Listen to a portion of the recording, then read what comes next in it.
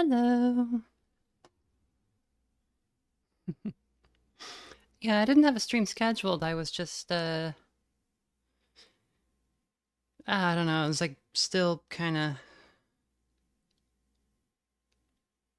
mad about the whole Zalm thing, so I thought I'd,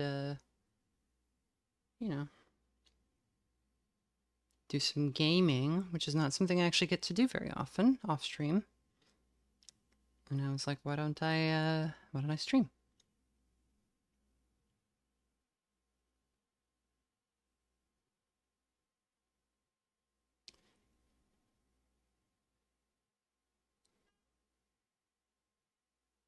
When is it Book World time? That's tomorrow. Tomorrow at 7 p.m. Eastern. If that,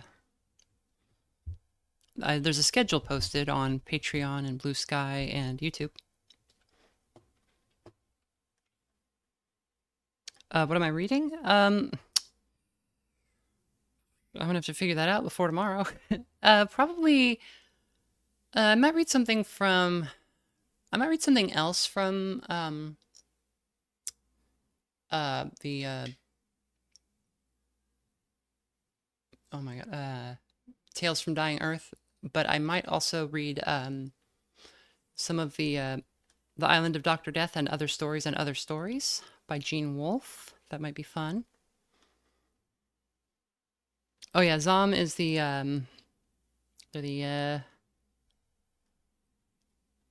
Disco Elysium studio, Zero Parades. Sales for Zero Parades have not been great, and that's something you can kind of verify just by looking at the number of Steam reviews they have. I think they are at like 1,500 Steam reviews, and the game's been out like 2-3 months now. And if you look at games, similar games like Rue Valley and Esoteric Ebb, those are both at like 6,000, and they've been out a little longer, but like you're going to get the bulk of your sales and reviews in the, in the period right after launch. So they laid off 32 workers, and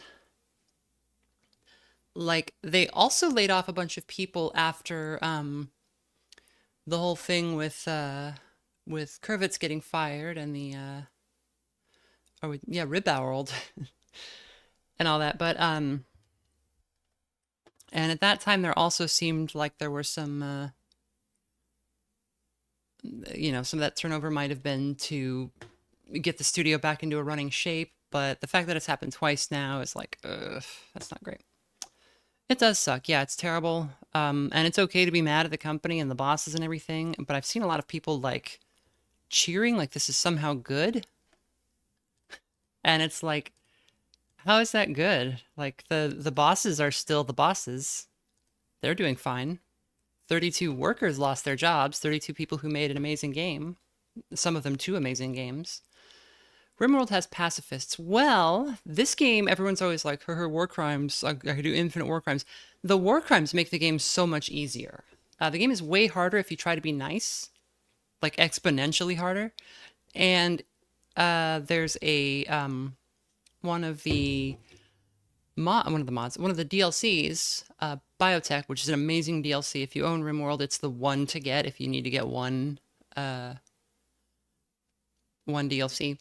It added xenotypes, which are basically races. They're all humans, but they're like humans who have either through genetic engineering or some other thing have changed enough that you would think of them as like another race. And the one of those is the high mates, and they are incapable of violence and very frail. And so playing as them is a funny idea. And so I have an idea for, it's something I've tried before. I got kind of far, but I also got kind of distracted from it. So I'm going to try it again. And so do people cheering for Zom think that the people responsible for firing the Disco Elysium devs were the ones that ended up fired just then? No, it's more like,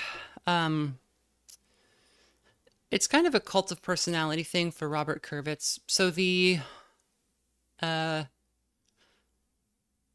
to kind of get a quick rundown of that. It's like Zom, some people will say like, oh, it was a collective. No, Zom was just an ordinary game company made in the same way as all other game studios are. And it was made by a group of friends who basically wanted to turn their tabletop games and Robert's book into a RPG. And so they put this company together. They didn't have like a strong sense of like how to run a workplace or run a business or make video games. These were artists and writers, not business people. And so they put together a studio that was, by all accounts, chaotic at best. And that's fine, like whatever. But like the development cycle for Disco Elysium ran really long. I think it was like 5 years at least. It might have been longer. And money dried up because how are you paying all these people? And so they started looking for investors, and they started getting screwed over in like one situation, so they moved to another one, and they had a lot of trouble, and it looked like they were going to go under. And then they finally found Ilmar Kompus and Tunis Havel, who were two investors that they had like a management company that like invests in companies and like whatever. They funded Disco Elysium and got it across the finish line.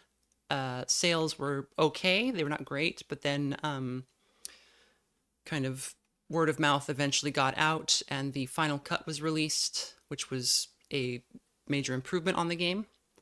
And that sold really well.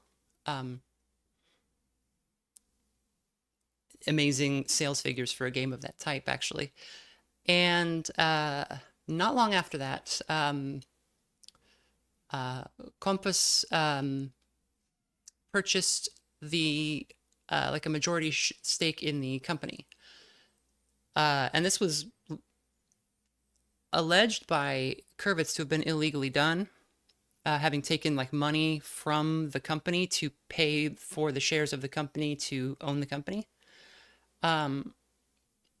He filed a lawsuit alleging that, but then he dropped it for lack of evidence, so it's unclear if that had anything to it.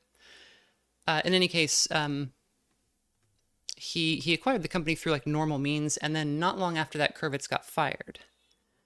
And Kurvitz and Alexander Rostov, who are the lead writer and lead artist respectively. And a bunch of people at the company, Compass claimed, had made complaints about Kurvitz, saying that he was like creating a toxic workplace environment, and that he was like not doing his job, he was not showing up, that kind of thing. Everybody at the time was like just outright refused to believe that, because why would you believe the money guy over the artist? Enough has come out since then to make it clear that like there was enough truth to that there was probably grounds for firing him. But regardless, Zaum held on to the Disco Elysium IP, and I think that was the wrong move. I think they should have worked out a deal to give Kurvitz rights to it, because he created it. Even though the studio was the one and all the people who worked on the game were the ones who made it, and many of them stayed at the company, like I think it would have been a better move for PR's sake, if nothing else. Anyway, so people were then acting like, oh, the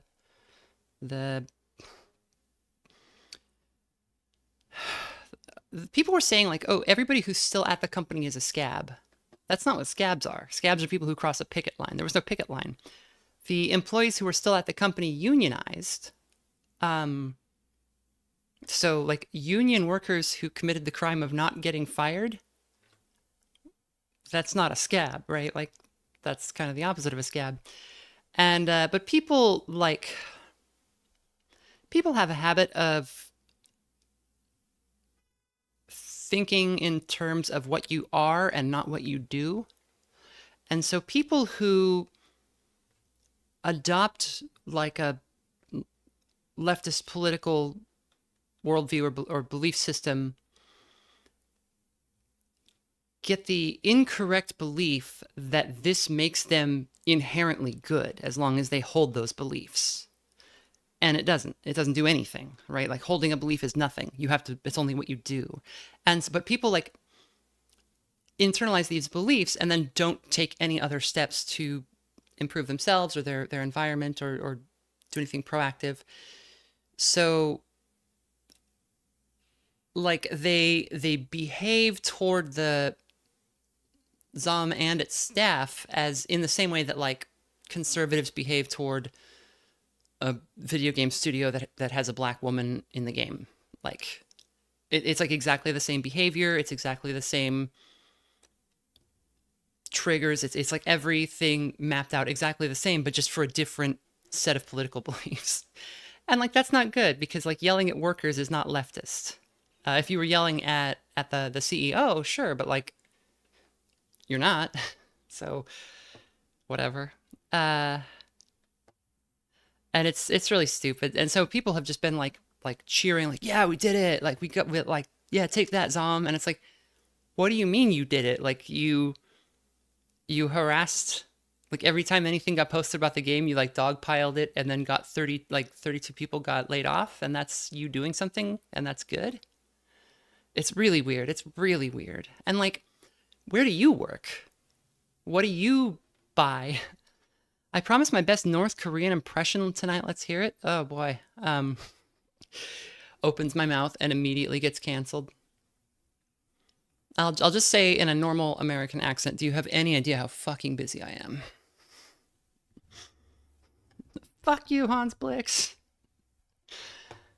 All right. So that's had my gears grinding. What's going on with this transform? Oops. Fit to screen. Oh, damn it.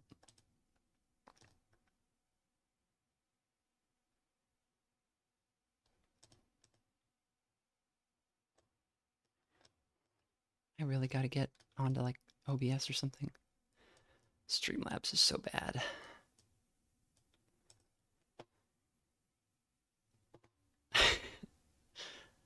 Oh, what's up, Sumat? I didn't realize it was you who said that. I was like, I just saw the text message in the stream view. I wasn't looking at who was the.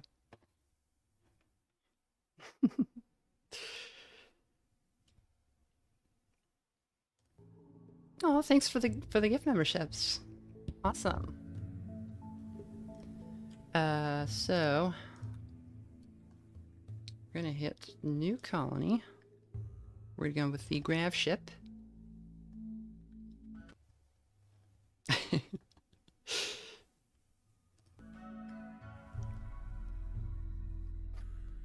My North Korean impression is this one Creole restaurant is fantastic. My entire experience of North Korea is that one lady who defected and is visiting New Orleans. There's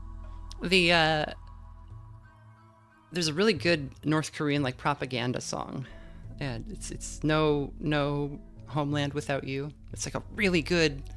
It was originally like written as like an anthem kind of song, but it got turned into like a disco song in the 80s. It goes hard. So I'll say that much. I think the boy I think it was boy yeah, it was boy video on North Korea is very good. Alright, so we're going to be playing Randy Random, Blood and Dust. For anomaly settings, we will go to ambient horror and turn it down to about 13%. Anomaly has a lot of events and they tend to like crowd out everything else if you let them. And we have all DLCs. And what did I want to do here? I think we're actually good on those.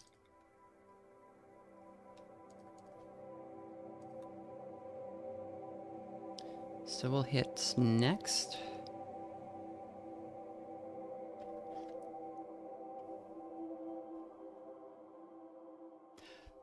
So the way this game works, if you don't know, it's a colony sim. Similar to Dwarf Fortress, but like if Dwarf Fortress was made with the idea that it should be playable before anything else.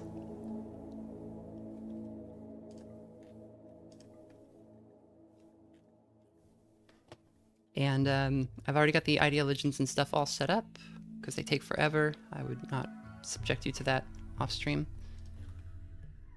And I've also got I've got pawns already picked out. Euphraine and Ryoko and Kyolis.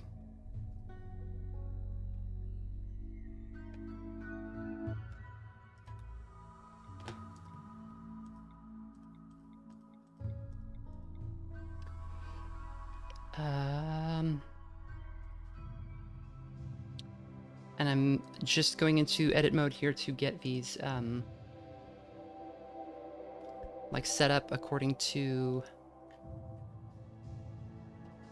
Oh, am I not able to load an ideologian for these guys? Oh, well, that's kind of fine, I guess. One thing I will do... Actually, we're going to be fighting the Empire, so I don't care what they're like. These are pigs. Okay, so our ideologian is... we've got a Hindu origin that just kind of sets our... like our visual motifs a little bit. Our main memes are guilty, which is our people carry guilt from ages past, others are more worthy. So charity is essential or important or worthwhile. I think we've got important, yeah. We have idealized pain. It's not going to be a huge issue for us. It's just a thing that comes with guilty. We're doing individualists, so diversity of thought is exalted. Physical of free and approved. We don't like... We do... drugs are fine. Actually, what's medical or social only? Okay, no. Drugs are fine. We don't harvest organs. Everything else is kind of normal. No, we don't like nutrient paste or insect meat. And what we're going to be doing... And we venerate cows, cobras, and elephants because we are of Hindu origin, and those animals are... sacred in that religion. And I think that's kind of it. We've got a few gods here. They're not really anything, they just kind of provide some flavor text. And... Oops, I don't want Xenotype editor, I want...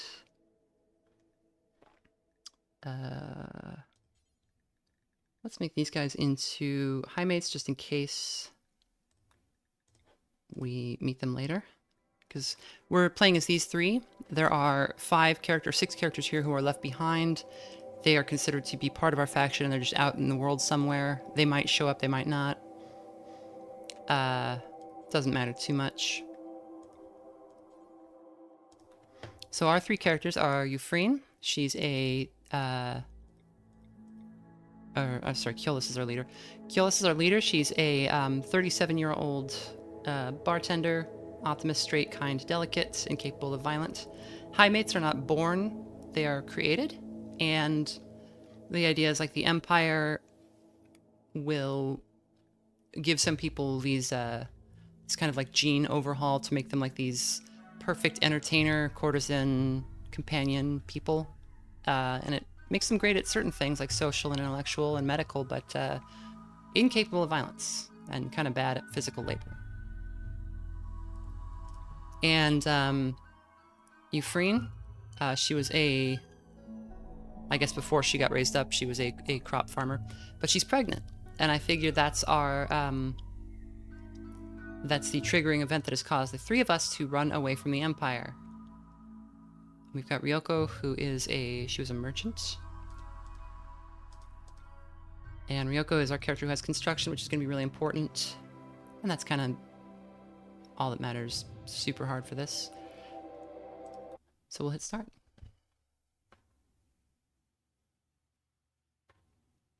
Hopefully that's not too hard to follow up, or to follow. And I have a thing where you do inherit some genes. Also, I should turn off dev mode now. You do inherit some genes from your parents, even if they are xeno genes, like we have for high mates. Just not all. And maybe it's like you're not supposed to have kids because they might inherit some of your expensive genes, and the Empire wants to keep those under control. Like maybe that's what's going on. So let's pause and turn off dev mode. All right. So the thing said we screwed up. Our grav ship has landed here, but on this floating space platform, but it has a mechanoid relay here, which has alerted a orbital network of killbots to our location, and they will now hunt us relentlessly. Kind of forever. But we have this grav ship, and this is a thing that was added in the Odyssey DLC. It is basically a flying building powered by this grav engine, and anything that is built kind of on top of grav light panels that is attached to it will come with us, and we can fly anywhere in the world with this thing. It can go into orbit, but it can't leave the planet. It's not like a full spaceship. So what we want to do is grab everything we can here. The music in this game is incredible. Flying flock cameras with guns. It's way worse than that, but yes, basically.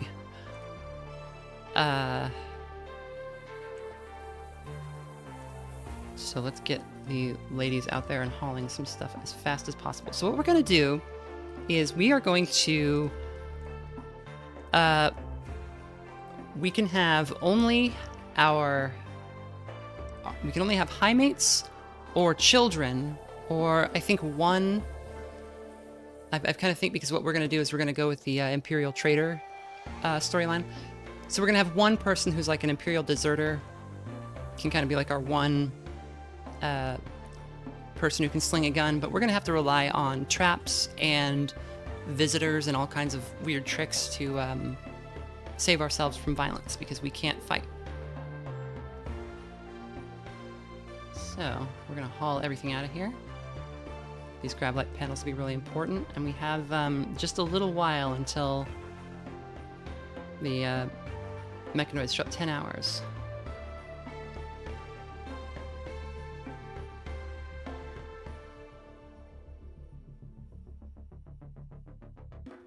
Yeah, and if you don't know how to recognize a flock camera, they're usually it's usually got like a solar panel on it, and it looks kind of like a tall thing with a box at the bottom. Okay, I think we're all set here. Don't want any of this other stuff. It's just junk. So we can hit launch before the mechanoids get here. Keolis is going to be the pilot. She has the best pilot ability. I forget what causes piloting ability. I think it might be intellectual. So that gives us an expected quality of our launch, 24%, so there's a high chance that something will go wrong. Usually means we'll have some, like, something will break. And when we launch, we can never come back, which I think is a little weird, but it's fine. So this is the area we can land in, because if we pull out, here's orbit, with all these little orbital platforms and asteroids and things around the planet. The planet is a single giant continent, and the area we can land in is this kind of desert down in the bottom. It's going to be pretty cold down here. So let's look around.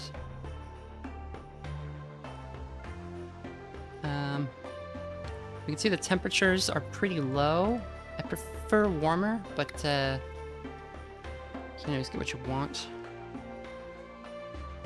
There are some points of interest that we might want to check out, but they're a little too far away. I say we go over here. And we'll do this boreal forest. Temperature's not too bad. It gets cold in the wintertime, but it's pretty warm in summer. I think it's spring now. It's September. No, it's actually... Oh, this is the southern hemisphere. Yeah, so it's spring now. So yeah, we'll land here. And it's got some caves, so that's neat. Are there any cool things at these places? I don't think so. Okay, yeah, we'll just go here. Land in the sea ice. Right here on the sea ice. A little ice cop hat fuck show. Septober is the game has 4 months that represent seasons. So Septober is spring in the southern hemisphere, December is summer, April-May is fall, and Jugust is winter. And then those are swapped in the northern hemisphere. Look, man, fuck the hat. Estelle is one of my favorite characters. She's great. How's the volume, by the way? Am I a little am I quiet? Am I good?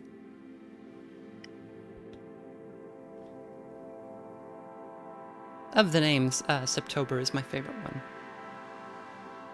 Okay, we will land. So here we go. My favorite season is Girona.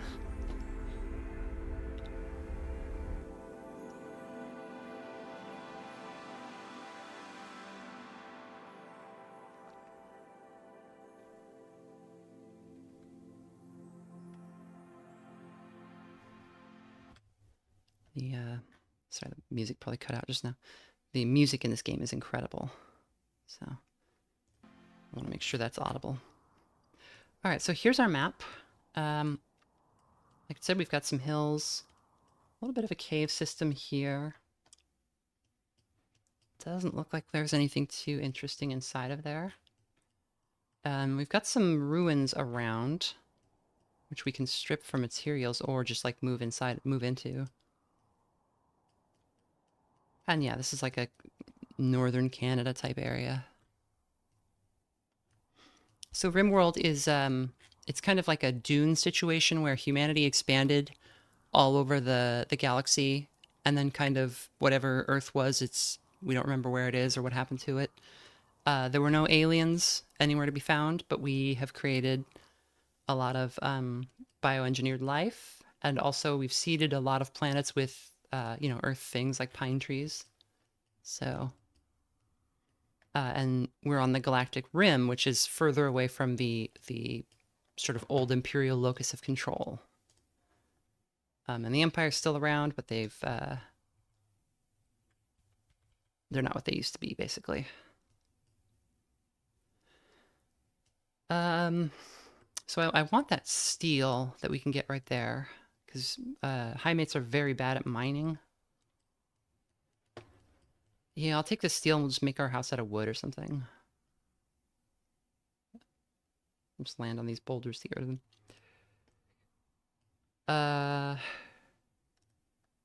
Actually, can we do like that? Yes, we can.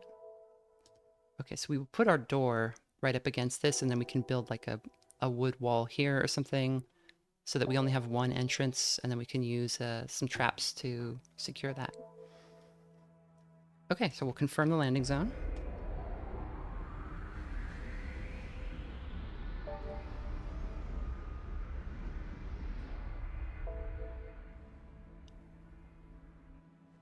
And here we are. I'm going to designate a couple of things real fast.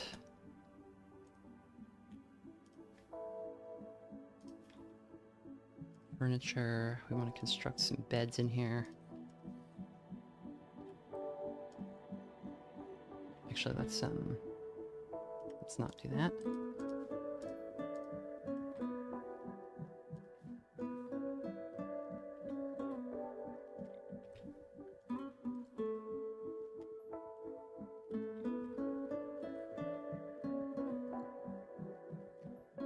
So when you're cramming everybody in on like your first day, you got to kind of make some funny decisions about comfort and how the room's going to be laid out. So we can get away with just having 2 end tables if we build them there, and we can build a dresser there, so that we'll have good sleep, good comfort, and our girls will want to go insane a little bit less. And we will claim all of this steel building. We'll keep that urn. We'll build a wooden wall there. And that should get us started. And we'll check the wildlife to see if there are any predators. I didn't see any. Like that fox might come for one of the girls, but I don't think so. And it's also really far away, so we don't need to worry. If there's like a cougar or a wolf or something, it can be really dangerous. Because like you can't do anything about it, and it's just gonna John Marston us while we're trying to build our house here. Structure, we will build because we're doing Dub's Bad Hygiene, we're just using like the very simple version, so none of the latrine stuff is used. We will make a simple like wooden well right here, I guess. Oh, we'll do steel because we have more of it. And we will make a horseshoes pin. That's something, those are two, like you never want to forget to build the horseshoes pin. Your people will just slowly go insane without any recreation. It's great.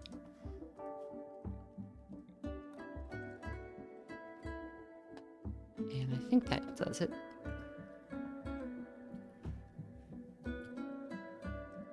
And let's make an allowed area for everybody. Just so they don't go too far from safety here.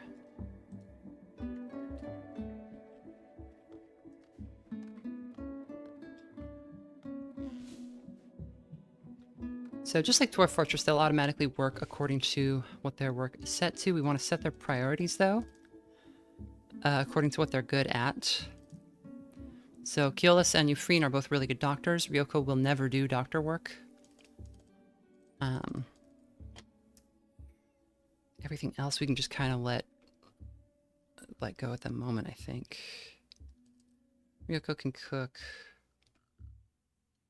You gotta be careful with cooking because people will get 24/7 diarrhea parasite. It's great.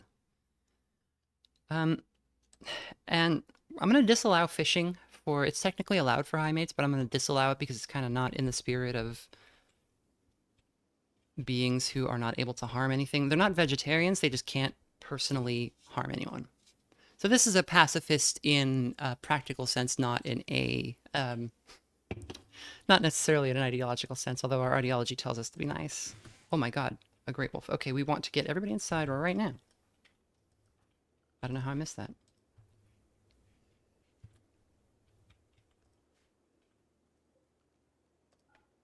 Okay.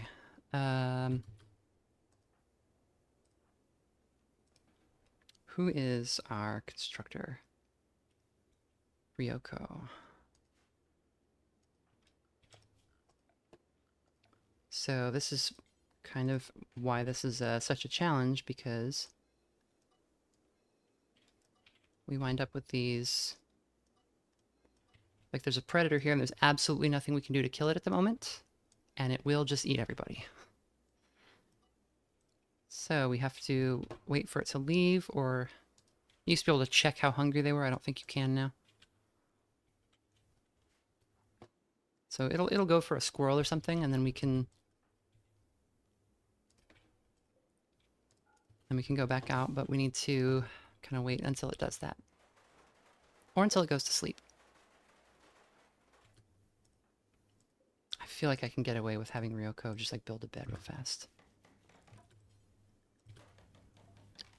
Oh, does she not need the wood? Is it already... Oh, okay. Alright, that's pretty good. How do I deal with enemies that want to kill the pawns? So, we have some... We can build traps, and if you're pretty clever with the traps, you can stave off quite a lot. So we'll be getting into some of that. Actually, I'll set up the... So the first thing we're going to do is we will build a trap fence. And that goes like this. What is that? Okay. I'll actually have to build a well in here, which is fine. Hygiene, primitive well, right there. And so what the trap fence is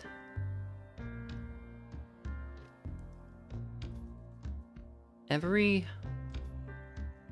what is it? I'm trying to remember how it works. I think it's like that. Enemies will like navigate around traps a little bit better than they probably ought to be able to. But you can set up traps. Oh, I see why I did that. Such that they're kind of forced to path through them. Wait, was that right? Yeah. Whereas your pawns will hop these fences, enemies will kind of zigzag around them because it's faster. So if I actually cancel that. Security, spike trap. I think it's... Let me actually check that. It's a weird mechanic. I think they should just make enemies not so great at pathing around traps, because there are already a lot of limitations to traps.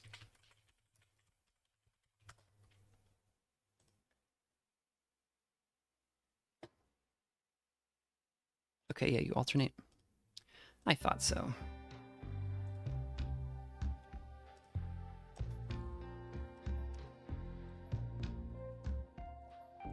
So we will set up these traps like this.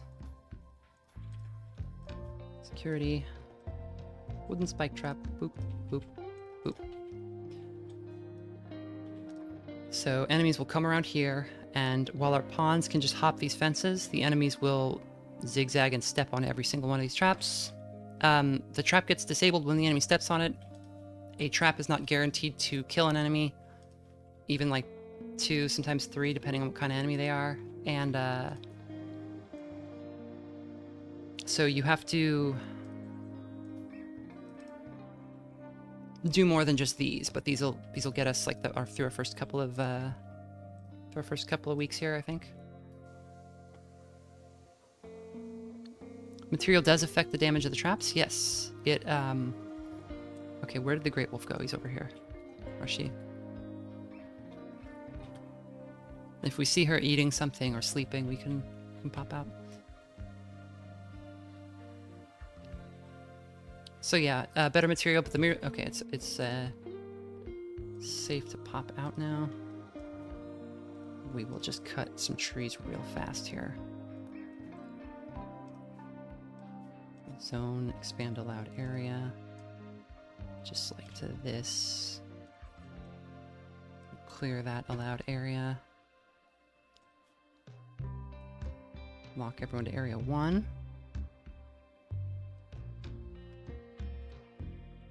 And our schedule will be go to bed at 22, but get your recreation at 21, and then the rest of the day is yours. So I kind of want to make Ryoko stay up though. She's actually like good on sleep. What's up with that? Is she nervous, straight, kind, delicate? So characters have traits. Kind and delicate are forced on us because we are high mates. Kind makes you... it does a bunch of things. You don't judge others by their appearance. You don't judge others for being like a psychopath. You'll still have goodwill for them when a lot of characters would not. They won't insult people. And other people just generally like kind people. Usually. Delicate people, though, take 15% more damage, which is a lot. It adds up fast. And so Ryoko is nervous and straight. Nervous just increases her mental break threshold, which is not good. Keyless is optimist, which is a permanent mood buff. And Euphraine is sickly, so she gets sick more often, but she has a higher medical skill. She's naturally kind. She doesn't need the gene thing to do it for her. She's hygienic, so she'll wash up more frequently. And I made them all straight because I didn't want them just to all fall in love with each other immediately, because they're high mates and they'll do that. Microwave hallway was hardcore. Kind of was, yeah. Euphraine, go cut these trees before the thing wakes up.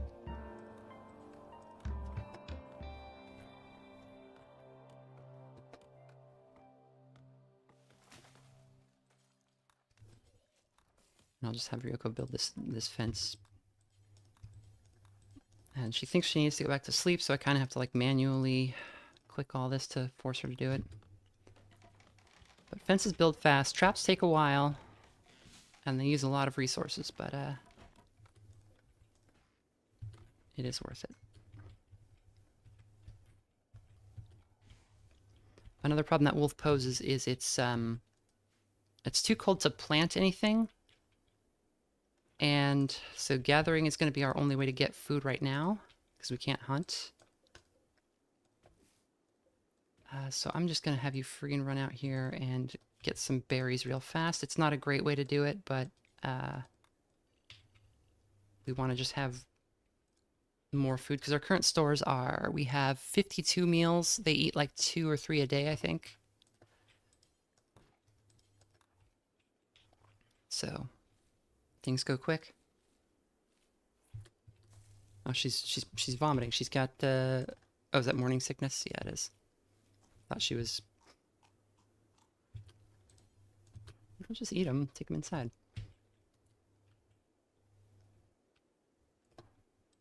Ryoko, can you please finish the fence? And I believe pregnancy makes you eat faster too. Like you need more food.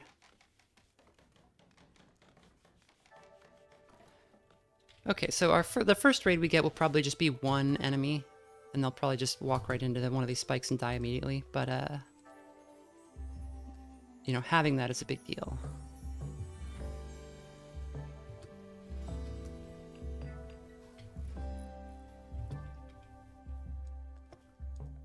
And we will clear the allowed area so that they don't go back outside. It's a little bit finicky the first couple of days, but we'll be alright.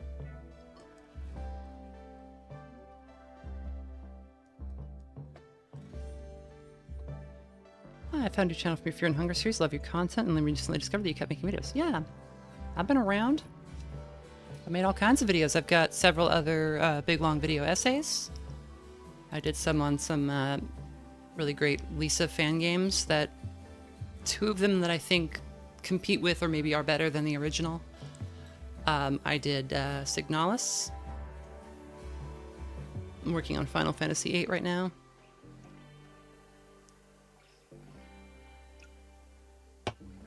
Eight hours Signalis forever. That video almost killed me, I swear. Okay, where's that great wolf? Okay, she's all the way off over there. We can probably come back outside a little bit.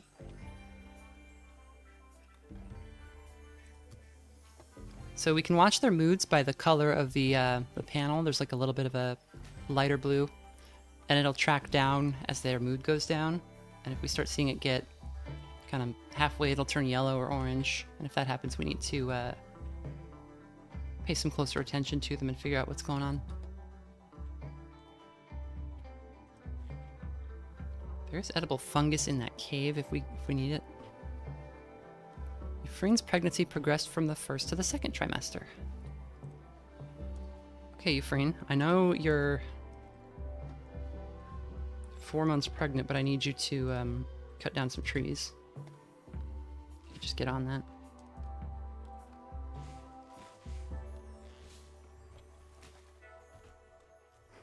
I'd ask if you're ever going to do a moo video, but that would require moo. I don't know what moo is.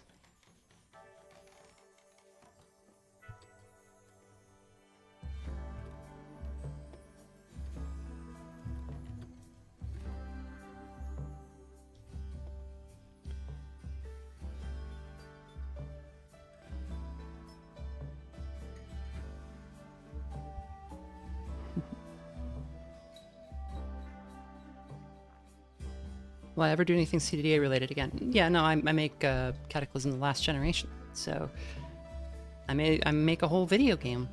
Yeah.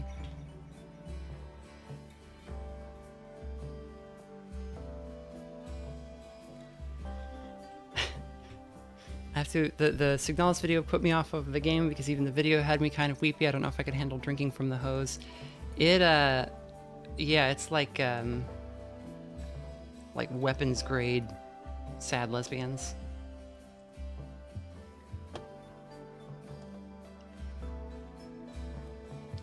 But I think in the sadness of it, there's a like you kind of need the tragedy that it has to build up the like the hope and triumph that it provides.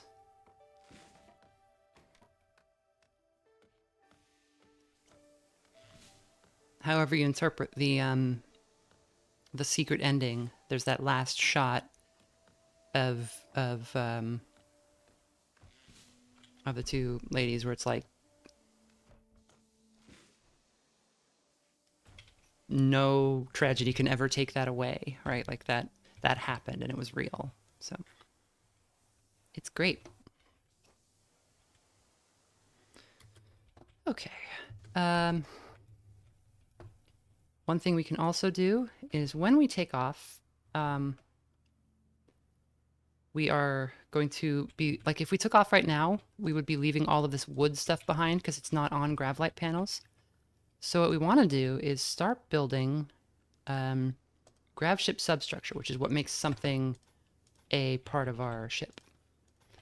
And I can just start kind of building it here, I think. And that will use up our panels, which will free up storage space, because one of the problems with these Gravships is they don't have a lot of room. So anything you can do to improve that situation is a big help. I guess we'll also just take the trap hallway with us. In fact, let's cancel all of this, so that we don't have to build the trap hallway every single time we land somewhere. The mechanoids are coming. When it locates your Gravship, it will send a massive mechanoid force to kill you. Gather your supplies and flee the map by selecting the pilot console and selecting launch. Okay, so this is a situation we're going to be dealing with until we find a way to destroy the mechanoid control network. There's a central node in orbit, I think, that we can go get, but it's obviously we're nowhere near being able to do that right now. So every couple days, couple weeks, we're going to get a message like that, and there's going to be like a kill squad sent, and we're going to need to bail. So we're kind of nomads. Is this a preset start? So this is the Odyssey, the Gravship start. Just starts you with a Gravship and basically nothing else. You start with three people, 3 spacesuits, and a ship. So we are courtesans, and I thought I would name this the Heart of Gold, because that's a funny joke.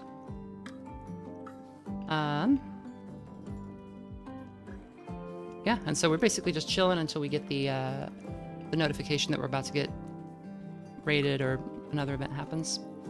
Because we're on Randy Random, there's no telling.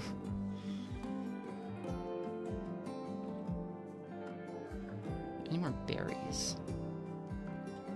No, there are no berries. It's terrible.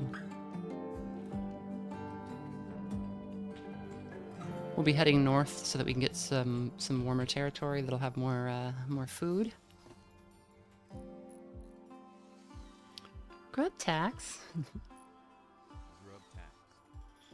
Thank you, Randall. Got her some chura the other day. I'll give her some later.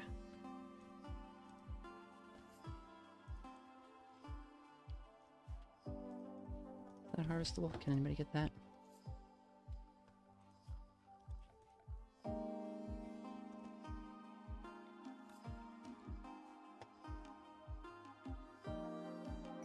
Rare thrumbos. So thrumbos are a mysterious creature.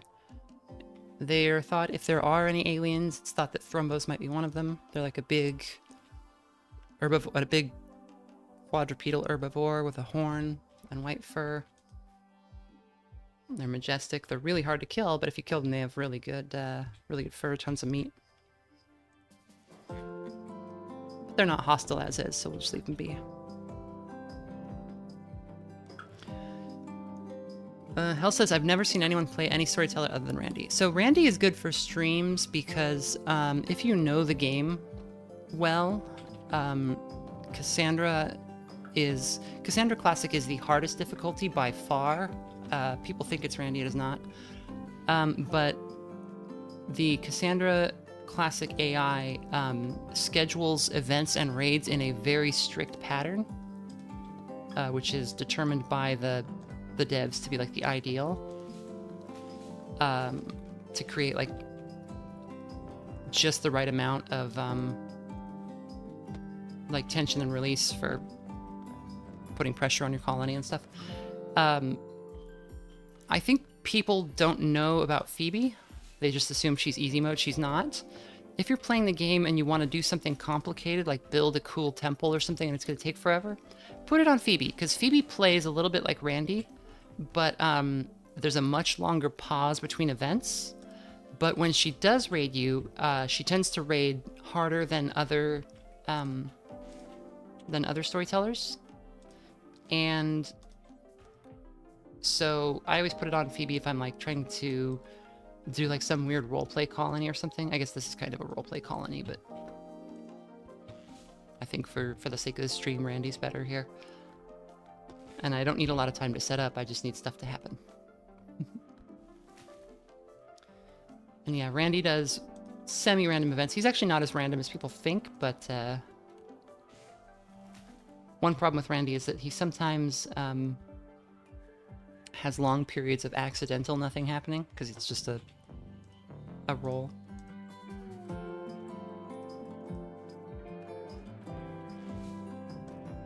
Also, a lot of players are like, oh, I don't want to play Cassandra because I don't want to know what's going on, and then they don't know Cassandra's schedule anyway.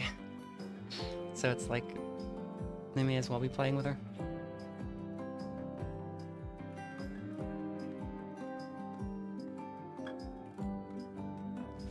How long do I usually stream for? It'd be sweet to have this on throughout the night. I usually do a couple hours at least. I don't think I would put on a stream if I didn't plan on like 2 hours, but I often go longer. I have to do a bunch of reading tomorrow, so I don't want to totally blow out my voice, but it was a pretty chill game. Just mostly chatting and hanging out while I'm playing. I love it when Randy sends 36 jugs of milk to my front door via orbital drop. Yeah, or like 12 blue fur. It's like, what am I gonna do with this?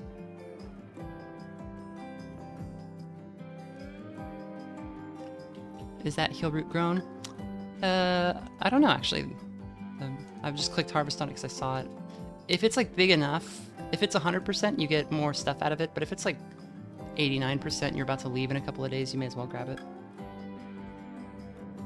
So heel root turns into, harvests into herbal medicine. Medicine is used when we have injuries or sickness. Actually, I need to set everybody to herbal. There are 3 grades of medicine. There's herbal, standard, and glitter world. Glitter world is like high-tech, kind of futuristic medicine. Herbal medicine is just herbs. And the industrial stuff, like the industrial level stuff, is pretty good, but it's not the best. And you want to hold on to your, because they'll just use medicine on like every single little cut and scrape they get. You want to hold on to it until somebody gets an infection or a disease or they need surgery, because those can be really scary events, and medicine gives you a huge bonus. And I am just getting some wood together, because that'd be just good to have.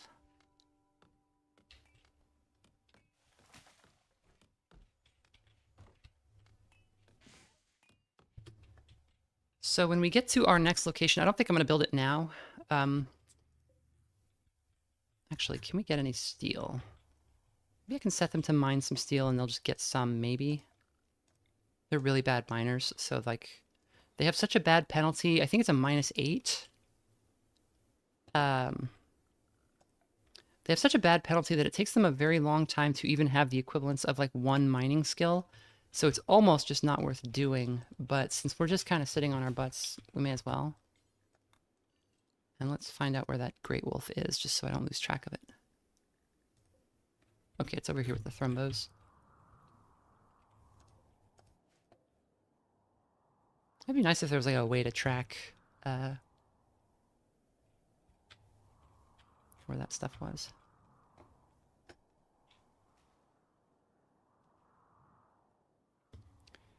There's a mod I used to a lot that would restrict medicine. Yeah, where they'll use medicine appropriate for the quality. Why did we slow down? Oh, okay, so that wolf just ate this ibex. Because it killed the ibex, it's full. So I think we can pull a heist here. I think we can... who's fastest? So we don't have any runners. Euphraine is pregnant, so we're not sending her. She's got a pregnancy mood. So she's moody. Killis is the leader, we'll send her. Killis, you're unrestricted. We'll put Architect's Zone. Oh, well, actually, we have this zone here. So, Killis, I need you to run over here and grab this ibex carcass. Okay, we do need to make a stockpile zone. Stockpile zone here. Storage, clear all. Fresh animal corpses and entity corpses. Why not? Okay, so she's gonna run right past this wolf and grab its lunch and split. We need a name for our group because we named our ship the Heart of Gold, being space prostitutes, I guess. Our group will be called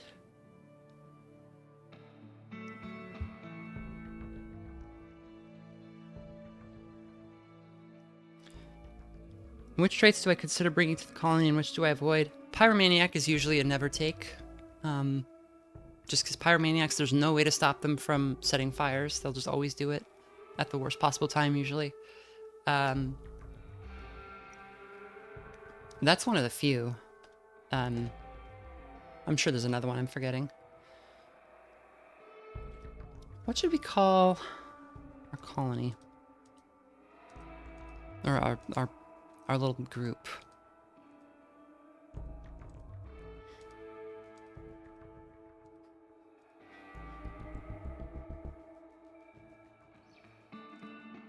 Crashlanders? Oh, I get it. I get it. Yeah, okay. We're doing it.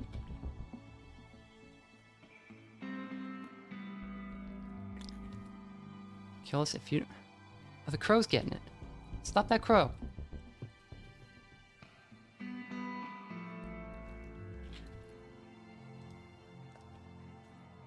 Get it. Okay, go, go, go, go. So, yeah, this was how we, this was like probably how humanity got its start. We would, grab, carcasses that predators would take down, because like a lion can't eat a whole antelope in one sitting, right? And if they kill one and they eat a bunch of it, they'll get tired and they'll sleep. So what we could do is we could sneak in there and grab some meat off of it or grab the whole thing. But a lot of times there'll be other animals around there, or a bunch of lions, so we learned to throw rocks. And that was probably... Our bipedalism helped a lot with that. Because it uses the same brain structures for balance and for kind of predicting the trajectory of a throw. Some of the best animals at throwing stuff. And we want production, we want butcher spot. We'll make a butcher table as well. And so this allowed us to start chasing animals away from carcasses, and then we probably figured out stone tools around the same time as a way to quickly get meat off of the carcasses before the animals came back. And then that's probably also where, you know, fire came from, because when you cook meat, it is safer to eat and it has more nutrients. And so all of these things were kind of born out of the fact that we had become bipedal and that we were pretty smart.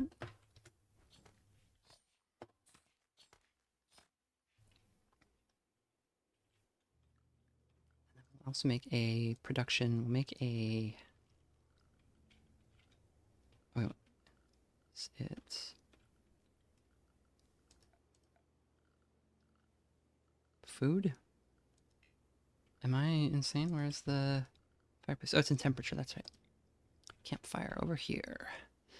So, kitchen cleanliness matters a lot, but if you can't build a big enough kitchen or keep it clean enough, just put it outside, because outside has a baseline level of filth that can't get worse, whereas in here it can get way worse. So we're gonna cook everything outside on the old campfire. So bills, add bill, cook simple meal times 4, cook simple meal, just do these forever. And who's our best cook is probably Keyless.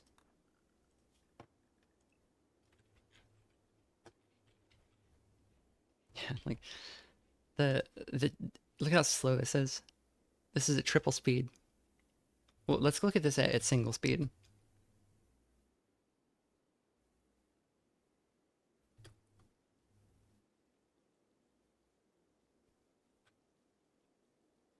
One, 1,000, 2, 1,000, 3.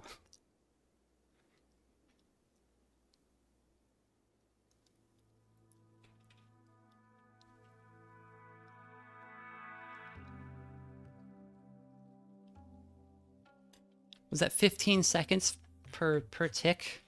Something like that? That's so bad.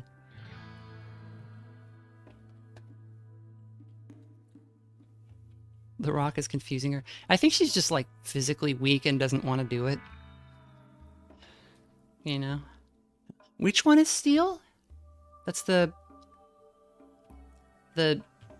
grayish, black, brown kind of rock stuff? Do you mean this? Do you mean this? Is this one steel? Why don't I just get this? This is steel, right? I'll just take this over. She's afraid to hurt the rock. Oh yeah, there might be like a little bit of like little bugs on it or something. A brave named Kiyoshi is crashing in a transport pod nearby. Kiyoshi is suffering from paralytic abrasion and will be unable to walk. He will recover naturally after many days. There's also a chance of a lucky, quick recovery. Paralytic abrasion can also be cured by a special operation which requires a large amount of Glitter World medicine. He will be willing to contribute once he has recovered, but he will not leave voluntarily. If you don't want him, you can banish him, sell him into slavery, or leave him to die. However, because we're charitable, we will find that disturbing. So we need to help this guy. I mean, we can skip helping him, but it'll crash everybody's mood. So we'll accept him and try it, I guess. Where is he? So he's just crashed here. He's not a high mate, so we can't keep him forever. I figure we'll get him healthy and then boot him out. Banishing people makes the colonists a little bit sad, but there's a way to get around that by having a trial. And also it's less sadness than just abandoning him would be. Okay, so Keyless, you're gonna need to rescue this guy.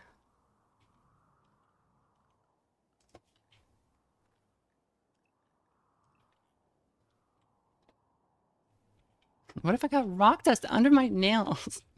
Icky. Furniture. We'll give him a sleeping spot in here. Okay, Keyless, can you go grab this fool?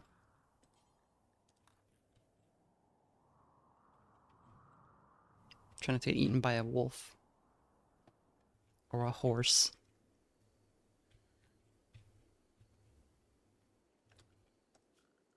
Maybe I'll have Ryoko like deconstruct this instead of trying to mine.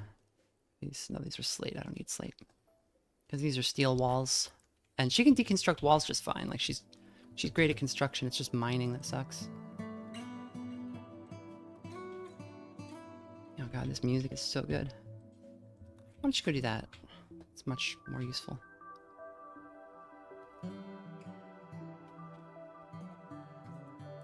And where are the wolves? Down there. Okay. Ideology have trial? Yeah, so we could, once he's healthy, we'll have a trial and have, like, make an argument for kicking him out. I assume you need to have royalty. Yeah, so royalty gives you So I think in order, the DLCs in order. Where is the is there a list of them somewhere?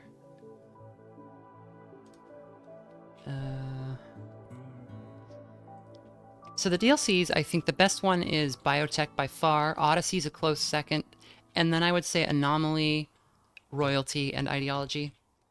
Ideology is like one of the biggest ones, but it has like the least impact. Like it gives you the ability to be like, oh, okay, we'll be a vegetarians that don't want to cut down trees, and we hate killing animals, like stuff like that. But like the mechanics of it are never like complex enough, except in like one or two cases.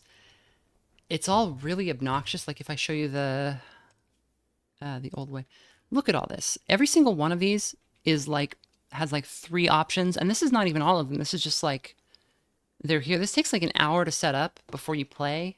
There's a way to do it like progressively as you play, but it doesn't feel great because the ideologies like don't have a big impact. Like, and when they do, like, oh, we'll be cannibals, we'll eat insect meat, like those just make the game way easier.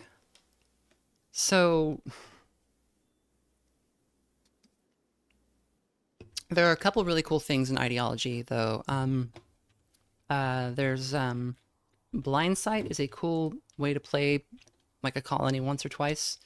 Your guys get like this kind of, they all want to be blinded, and if they're blind, they can get a level of psycasting, which is a thing introduced in Royalty that gives you some psychic powers. And they're things like you can stun enemies, you can teleport a short distance, some really useful things that are really cool.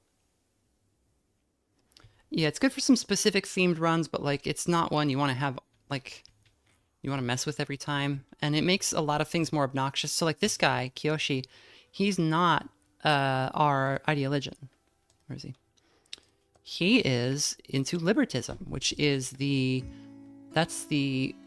what the Traders Guild uses, the spacer trader guys. So he likes being in space. He doesn't like living on Earth or on this planet. And because he's got nature primacy, he doesn't like cutting trees or slaughtering animals. He hates mining. And like because of this, if we look at his socials,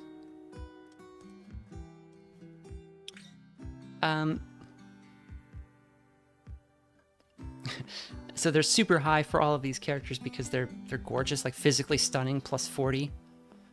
He's also maybe not aware of what we're doing, but he'll like get mad at us when we cut down trees and stuff, and it makes just the game really obnoxious. And you can convert him, but it takes forever. And converting somebody to join your colony already takes forever. I actually added a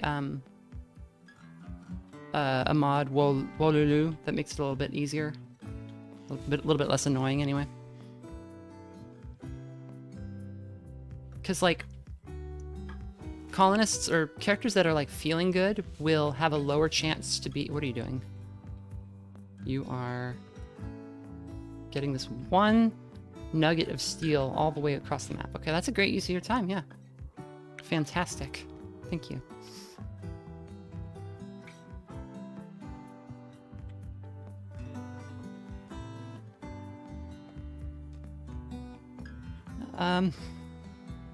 Okay, we haven't seen it. Ryoko has like a she's got like a teardrop tattoo, like she's been in prison. What are they talking about? Grav core detected. You've detected the energy signal of a grav core. The signal originates from an ancient underground stockpile. The locations marked on the world map. Underground stockpiles must be hacked to enter. The process can take days to complete. They will increase the size of our grav ship. So if we look, we can build our grav ship out to here, which right now seems pretty big, but we'll fill up that space pretty fast as we get grav panels. So adding grav cores will give us more radius.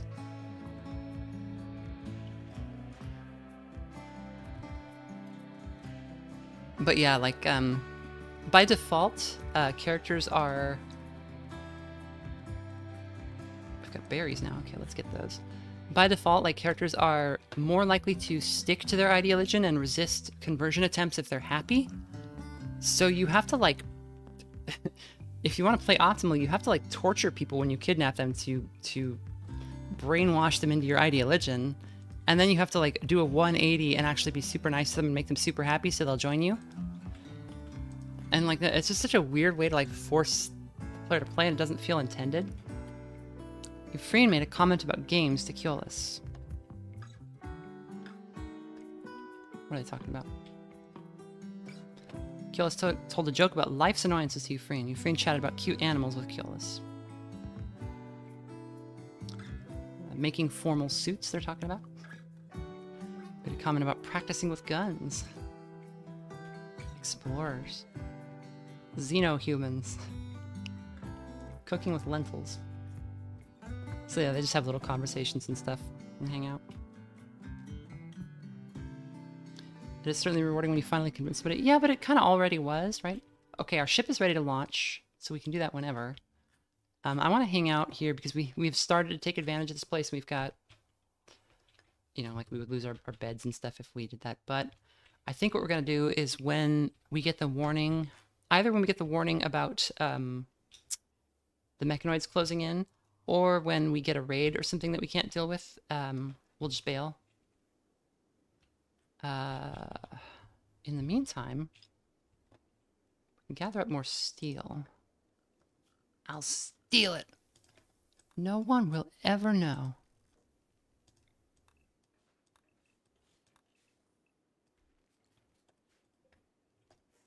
A stealer. No one will ever know.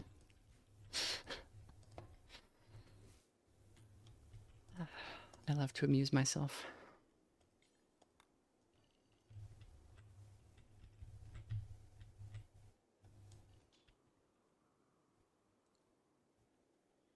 As a long-time Dwarf Fortress player, it is as wide as an ocean, deep as a puzzle. That's why I'm trying Rimworld.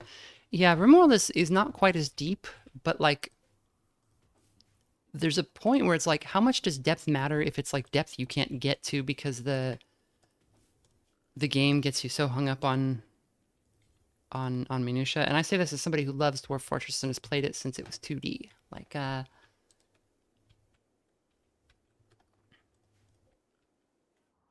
you know, sometimes you're just like spend 6 hours organizing stockpiles because for some reason every single barrel has one fish and nothing else in it and they won't use them for anything else.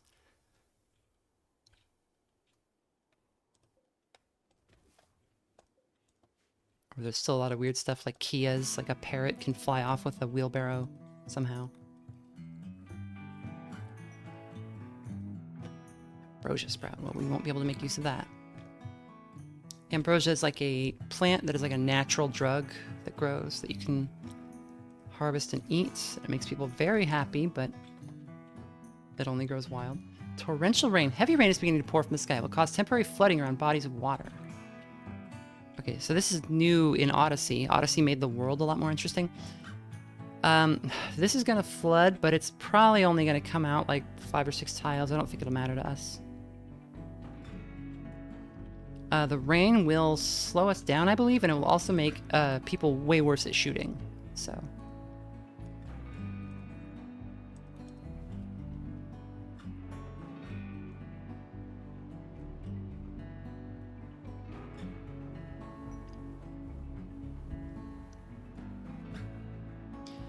Yeah, so Ruminite says when people joke about War Crime Simulator, so like in a normal colony, I would be like, oh, like if I was just playing the win and I wasn't playing as high mates, I might be like, let's look at this guy.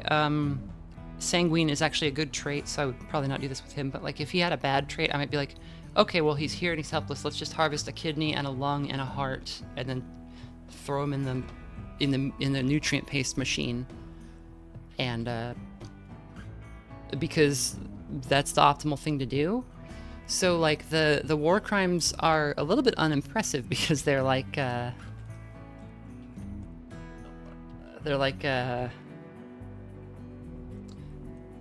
easy way to play, right? It's like you're not being especially creative by doing that usually. Okay, so weapons, melee weapons, and we will throw all clubs and knives. And Equa.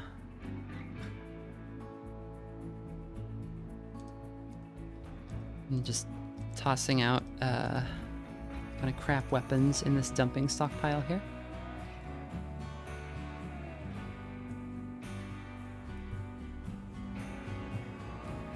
Because this guy came with a club, but he's not going to use it. We're going to keep him. Exotic goods trader. Okay, these guys are great. So exotic goods traders come, like traders come by. There's different kinds. Exotic goods traders have the best items. They have rare things that you can kind of only get from traders or other similar. Wow, it's really pouring out here. What is this? What is this person? Hybrid. Okay, so we have the improved Xenotype things so they can hybridize. What is this person? Wow.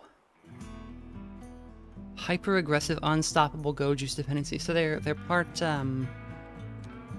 They've inherited some. What do you call them? Hussar traits. Hussars are like Jem'Hadar in Star Trek. They are these people. You give them this like gene pack, and they turn into this person who is like super strong, but really bad at social, very aggressive, very prone to fighting. They lose all psychic ability.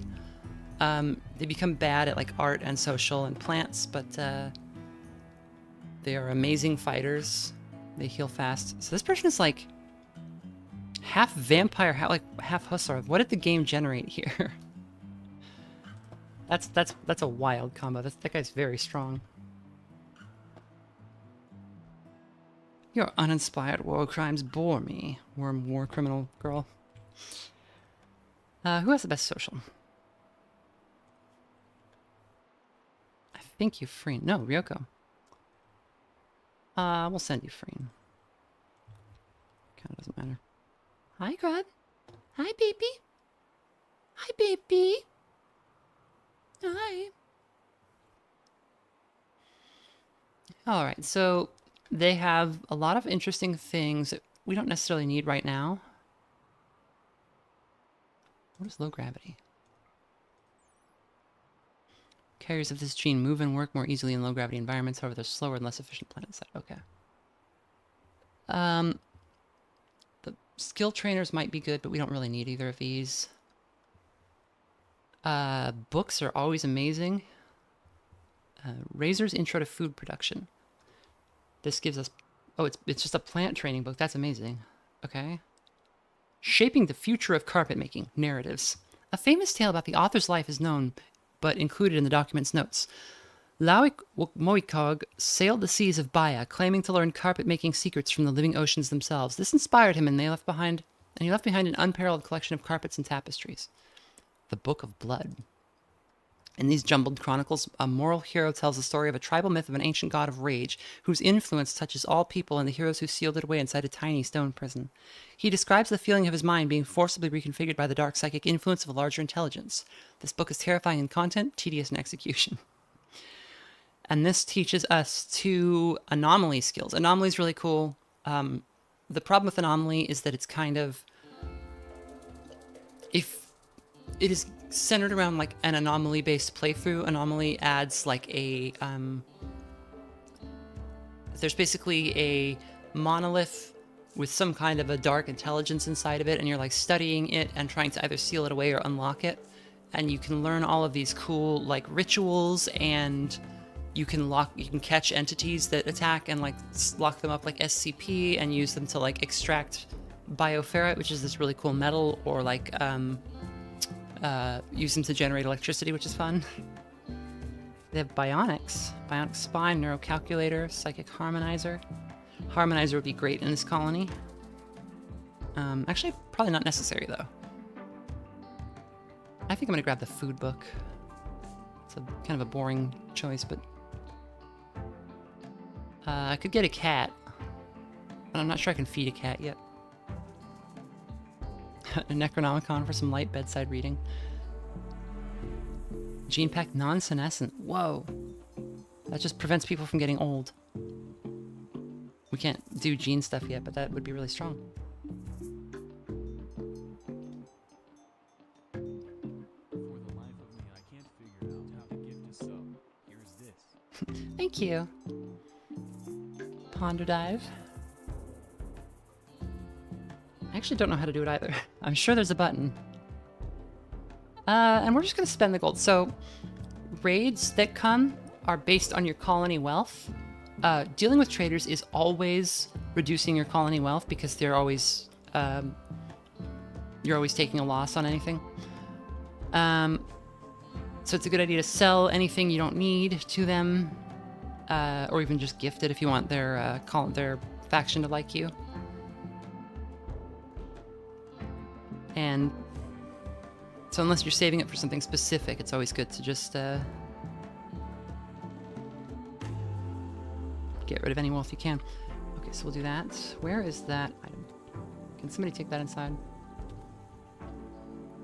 Book out in the torrential rain. And those books are great because not only do they teach, but they're also for they're also used for recreation.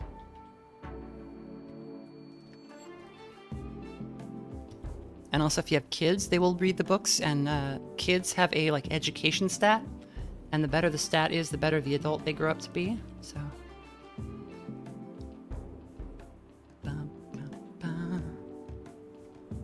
This song's great, but it always sounds like old porno music to me.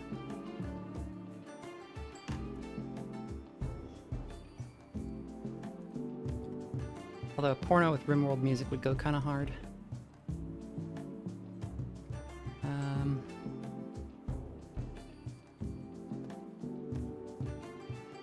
Kill this, you can just come out and get this. That's 11 medicine. It just fell down here in like a drop pack of some kind. Oh, and this great wolf killed the Arctic wolf. Why don't you get that? I get the medicine first in case the wolf gets hungry. It'll eat the other wolf instead of you.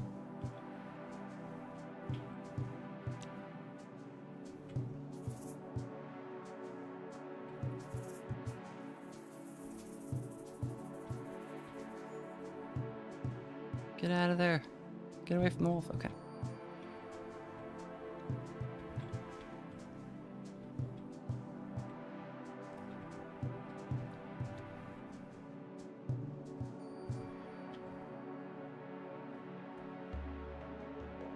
And what's great is if we get like a raid or something, these guys will actually help defend.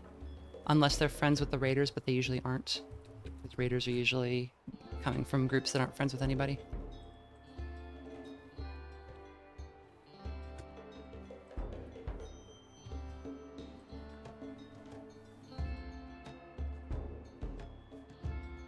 Just getting a little tired, but we can get that wolf corpse.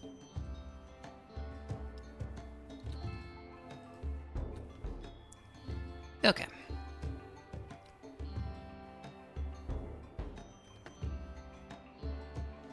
So, the trick to pacifism is to get everybody else to do your killing for you.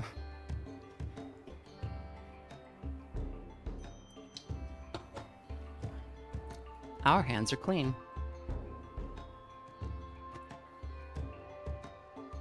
We can see the flood is coming out. It's just shallow water right now, so it's not a big deal. But it's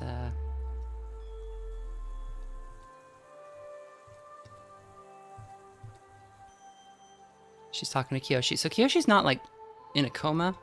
He's just paralyzed. Ryoko, can you butcher up that wolf before it rots?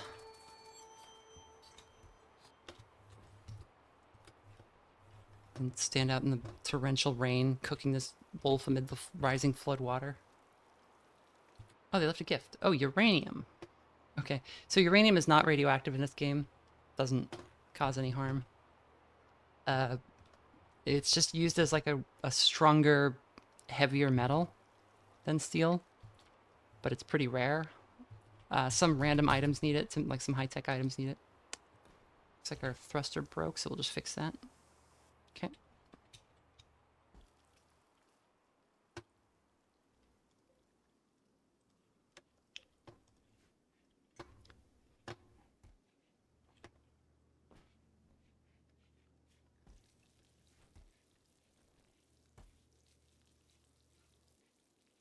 Not too bad. Looks like the rain's over. Floodwaters will now recede. I'm not sure how that campfire survived the flood, but Currently play Cataclysm TLG and loving the Fallout mechanics. They make my gas station bunker in the current playthrough not only fitting, but genuinely useful and atmospheric. U is for uranium bombs, N is for no survivors.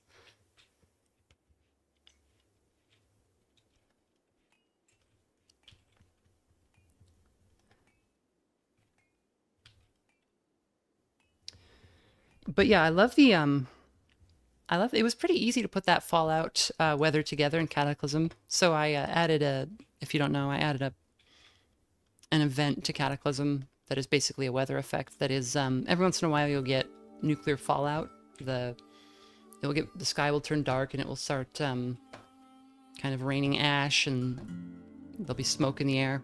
And if you stand on the ash, you'll get slowly irradiated, unless you have environmental protection on. And it's not like a super complex thing or anything, but it adds a lot of atmosphere. And there's some, not terribly complicated gameplay considerations that, Euphrane's baby prep. Okay, so Euphraine is going to go into labor. Let's, temperature, or let's, build a light, actually. Like a wall torch, like right here. And then, she's got a good bed. It's actually got, the work bears an artwork of a solitary weasel sitting on a table near a mire. So when you're playing, one trick to do is build a bunch of beds and get rid of any that aren't high quality, because high quality beds actually, they have a higher surgery success chance if a person is sleeping in the bed to get over a sickness. They'll get immunity faster. And rest effectiveness is 114%. So when she sleeps, she recovers her sleep need 14% faster. So she needs 14% less sleep. It's amazing.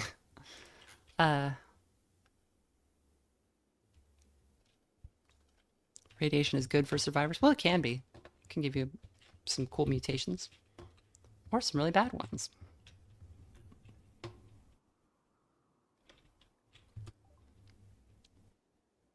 We need a crib. Okay. Furniture. Crib.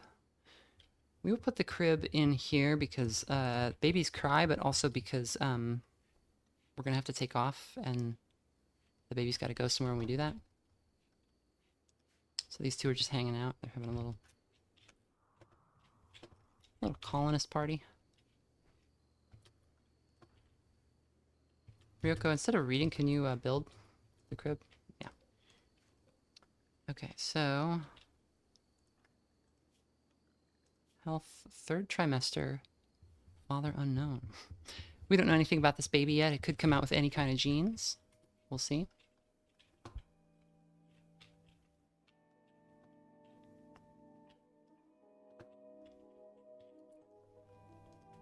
Harvest these berries even though they're not fully grown.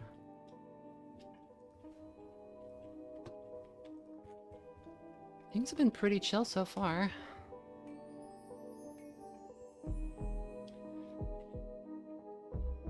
Reminds me of Lobotomy Corp. This game? So that was quite a while ago that you said that. There's like a little bit of this game in Lob Corp, I think. Back when Project Moon was making games and not casinos for children.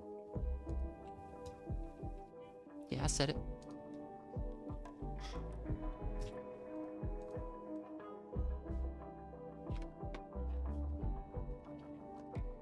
Put grab strip structure on there.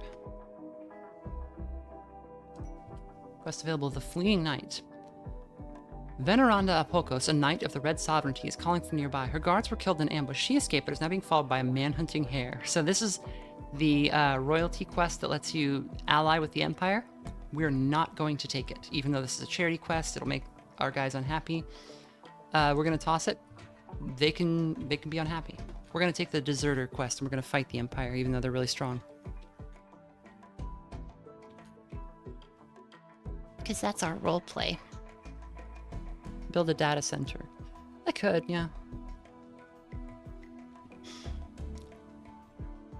I'm sure there's all kinds of mods for that kind of thing now.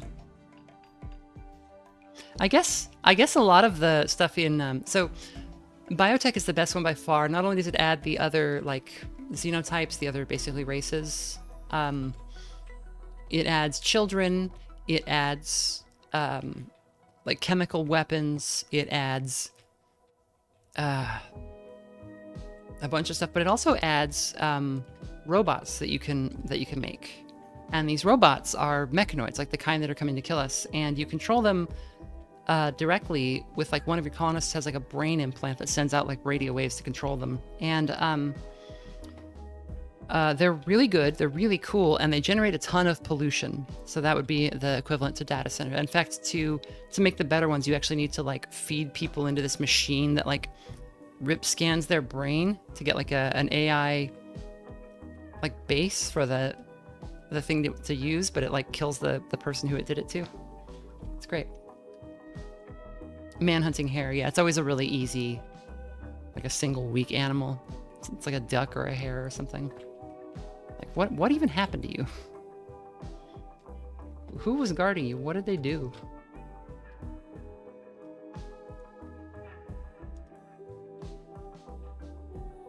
Hi, Grub. Grub is upset because I'm paying attention to something that isn't her, and she wants a grub attention time now. I think Dungeon Meshi took cues from this game? I'm not sure. In what way?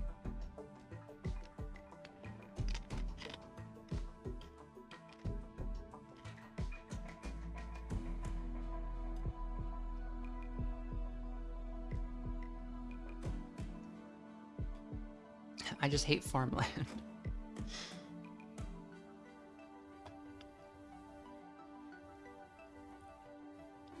The unnamed person I accidentally got comfortably liquid mutation recently after getting caught in the fallout. You're not supposed to be able to get that from that. That's a event trait, so I'll have to fix that. But that's still a cool event to have gone through.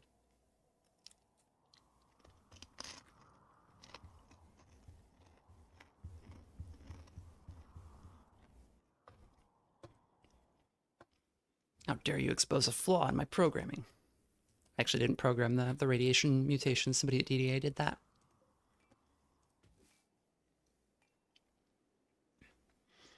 Because we're open source and on a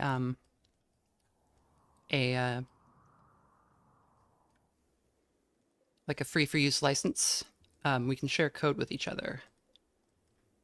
And I take stuff from DDA all the time, and they sometimes take things from me.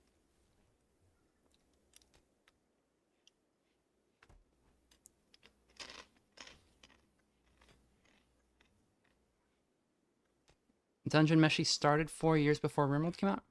Dungeon Meshi, the manga, started in like the 2000s. Rimworld came out in, what, like 2015? It's kind of it's not a very old game.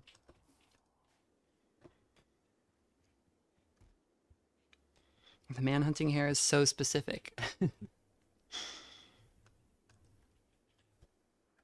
Oh, we missed Euphraine going for a swim. It'd be funny if when they were pregnant, they got like a big pregnant belly.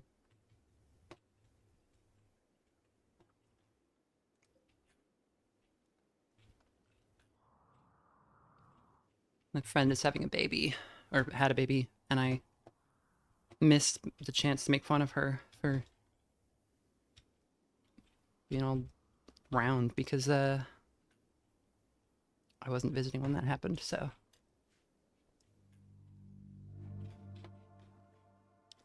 Sad. Rimworld was 2018? Maybe. That seems so recent, though. Just 8 years ago. It's just the other day.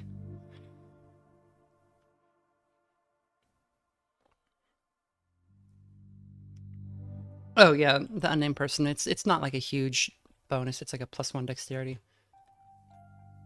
I'm not saying it's ruining your game or anything, just that's supposed to be the reward for doing the farmhouse event, if you've ever been to the quiet farmhouse. He's mad because we've been mining.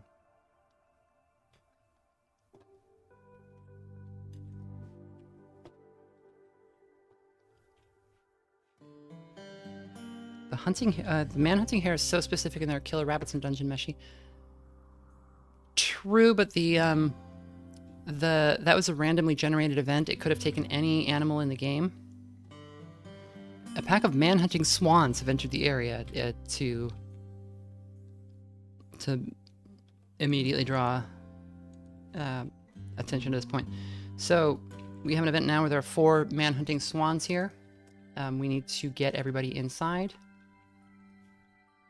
because the swans, even though they're just swans, they will kill us. So clear allowed area. They're also probably going to come mess up my traps, which is annoying. I just set those. No, well, we'll get this. We got this, chat.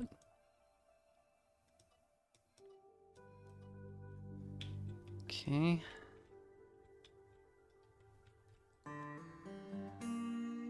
You free? Why don't you think about what you're doing for a sec? Go back inside.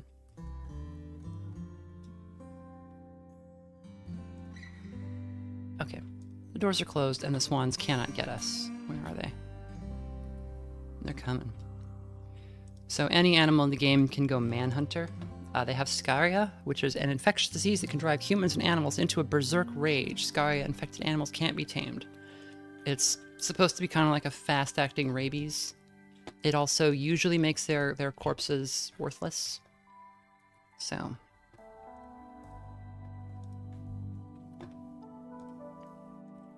And they can't break down... They'll try to break down the doors if they see us using them, but since they haven't, they'll just kind of run around. And they'll eventually die, or something else will show up and fight them. Yeah, one stepped on a trap here. There's 2 down.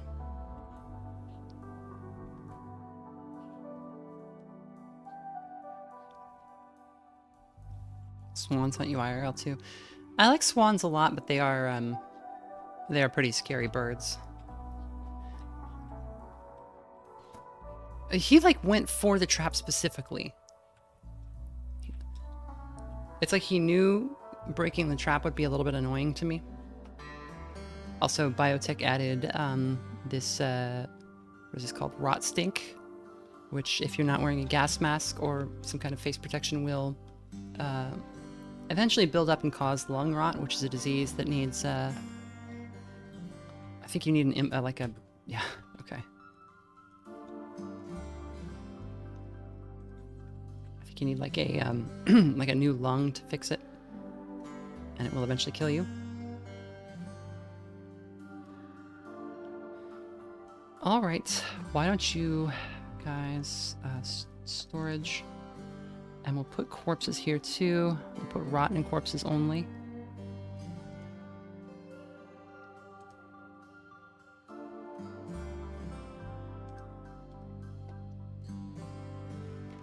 So they'll move those out of our little area.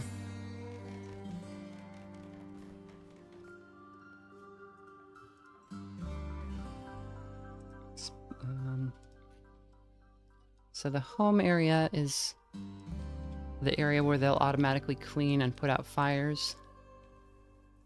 And for now, I want them to just consider the ship home.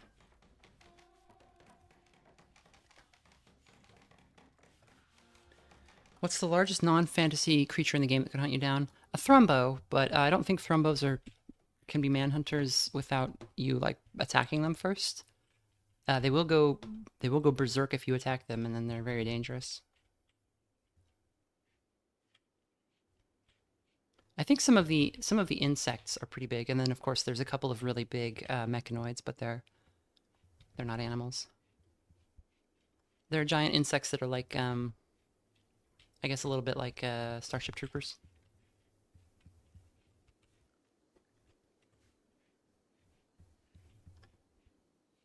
Yeah, threats always scale off colony wealth. So if we look at this, we could see our colony wealth, which is right now it is at $26,000, which is not a lot, but it's more than you'd expect for a colony this small. I think high mates are inherently worth more because they have good traits, even though they're like weak defensively. But also having a grav ship is Pumps up your wealth. Greetings from Transylvania. Jesus Christ. God save us. How's it going? Okay, this guy wants to have his like a holiday for a culture that we don't belong to. He's got like a these guys are libertism. I choose to believe that means they're space libertarians, but they're into nature primacy, so I don't know why a spacer would be into nature primacy, but he wants to have like Ayn Rand Day or something, and we're just not going to do that. We don't do that here. We're out of food. That's not good.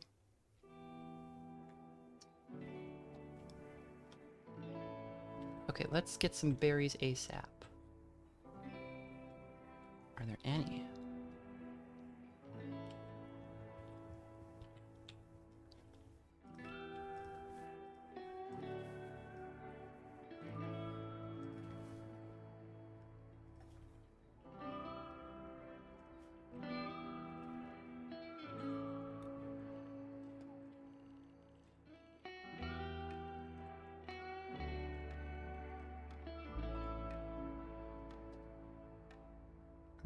What else can we get up here?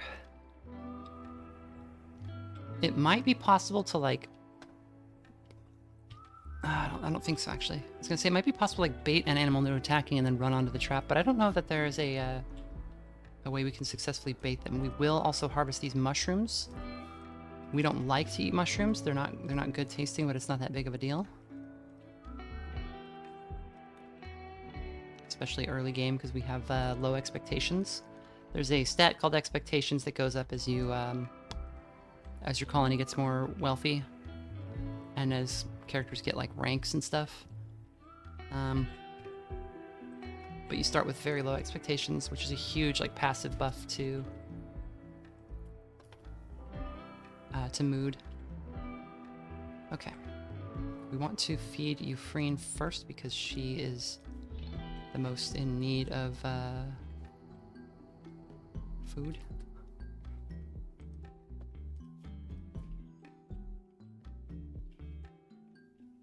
Is that really the closest one? Alright. Oh, here. Harvest the berry bush.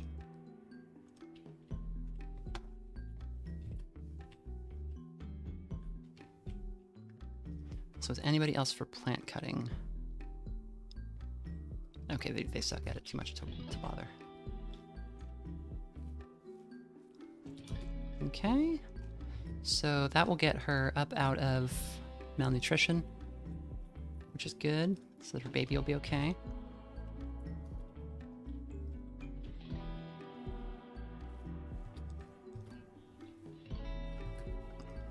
Ryoko, why don't you... all this raw fungus...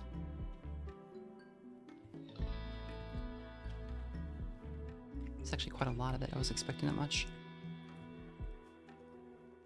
Cancel this mining, it's kind of pointless. So, mechs and insects in a Rimworld context are both ancient, out-of-control, self-replicating weapons. It's implied mechs were built to counter the out-of-control insects. Yeah, it's one or the other. I think it's not clear, like nobody really remembers anymore. They are both forces that seem diametrically opposed, but they're also kind of a problem for humanity as well. Expand allowed area. Let's get over here too.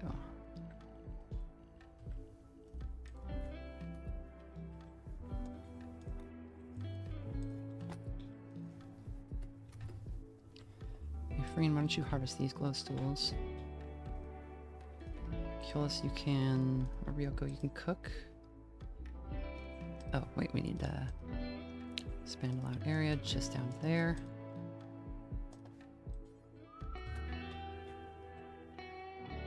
Cullis, you can start cooking, and then we'll be okay. Running out of food's always a little scary because it can go south fast. You only have so long before malnutrition starts taking your guys out. And like the time scale is it's sped up a bunch, like a day. You know, you see how fast time is passing, but like you would think that food would be like a little bit more abstracted, but no, they got to eat 2 or 3 times a day. It's brutal.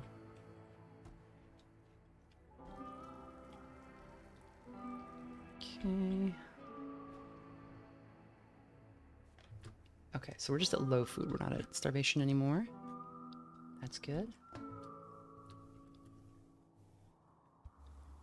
The background setting is just vague enough to headcanon most of the lore. Yeah, that's kind of the idea, is like, even if something you're doing is not in keeping with the lore as it exists,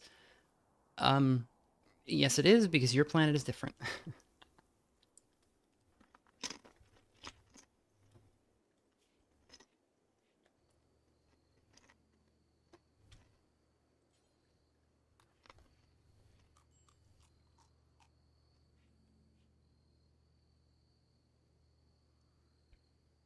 All right, Ephraim, you need to have your baby. You need to get on that.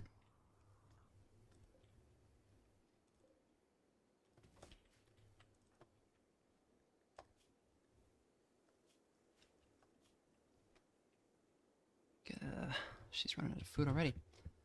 Why don't you just not sleep then? And you can stay up picking berries in the middle of the night. That'll be great.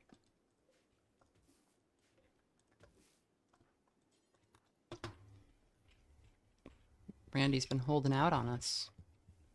No events in a while. No Archaka. No Archaka. Yeah, I don't want to do that until we get maybe to our next spot, because it's a little bit of a hassle. Actually, I guess I could do it now. Who's gonna... So, having a...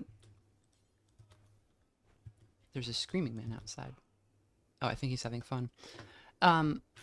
The roles, so there's a leadership role and like a moral guide role, like a priest, which is an Archaka in our group. Just don't make a leader. Unless you are a specific ideology where the leader has a really good ability, don't bother. Begin role change. Okay, so who should be Archaka? Is it... So let's look at our social, because it's whoever has the best social should probably do it. I think Ryoko should do it. Oh, Kylus will get the skills. And we're not really going to have a leader, so let's do that. Alright. Yeah. Oh, whoops. Yeah, okay.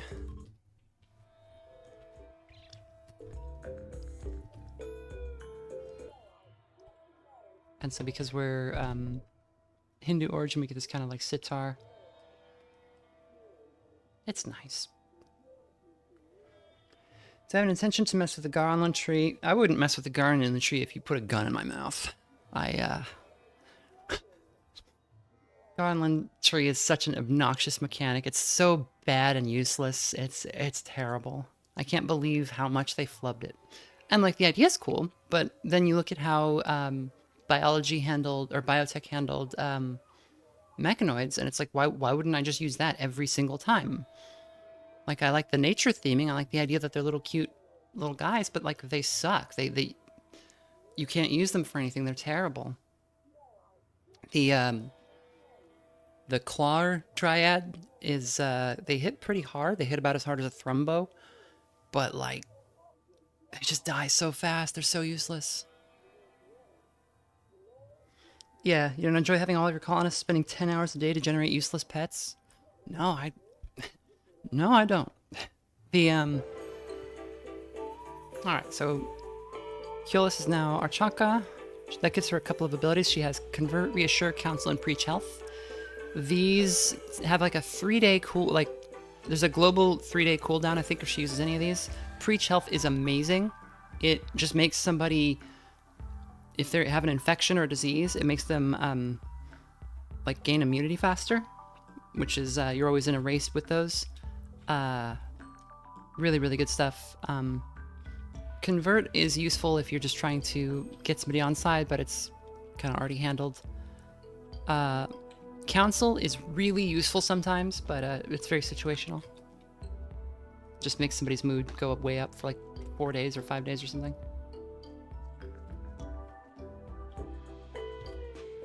Okay, my problem is Euphraine is now like so pregnant she's having trouble moving. And she's the only one who can cut plants.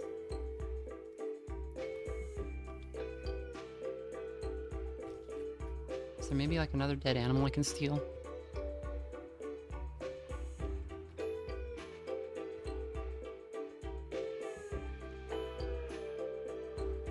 There's a rotting rat.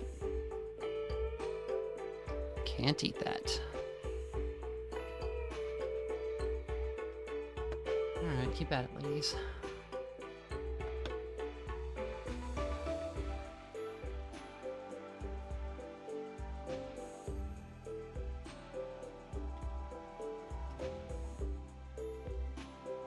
So you see, everybody's pretty low on food. Euphraine is the only one who can get us more. Trying to like balance her ability to have any sleep at all with the fact that we all need food, and I think food wins here. But look how slow she is.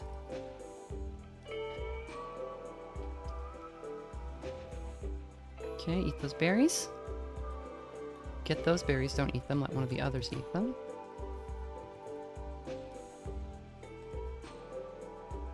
Expand the loud area. I should have made a farm as soon as I landed, but I figured we would be out of here faster. I've been kind of waiting for an event, because if you get a raid or something,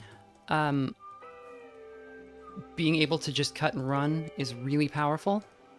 And if we move now and get a raid in like 2 days, we have no way to get away.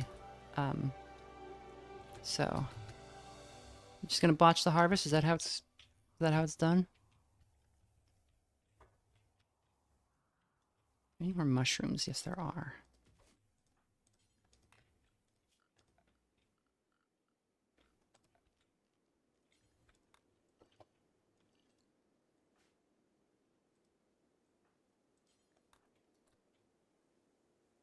Build little shrines to increase harmony, like it's feng shui. We're rocking ambient anomaly. This is ambient, yeah. I'm a big fan of the Dryads and Garland reworked. All those mods promise a lot, and then you get them and they're like visitors from Space Exchange. They're afraid because there's guest beds. We'll send them away this time. So this is a mechanic where like visitors can come and like rent beds from us and like hang out with us and stuff. That'd be great, but we don't have any guest beds. We don't have that set up yet. We are going to make like our ship into like a flying kind of hotel, like a Wild West cat house or something. I don't know.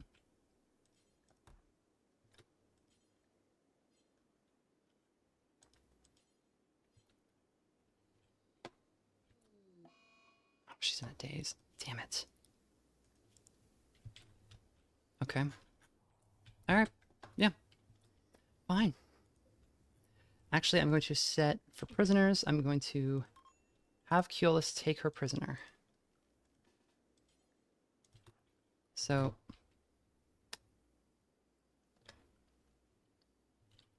and then we'll just release her right away. She won't be happy about it, but it's better than having her she went into a daze. She was like randomly wandering around. She'll get eaten by a wolf or something immediately. Prisoner. Release. Keolis. Release her. Okay. For colonists, and this one's for Euphraine. And a Dufresne.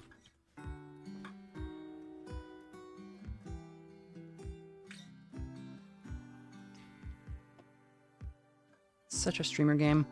It's not that hard to play. Takes a little while to learn, but my God, just right back to it, huh? Eat the mushrooms, right? Okay. Maybe we can just let her this time, because if she'll be mad like twice about being arrested.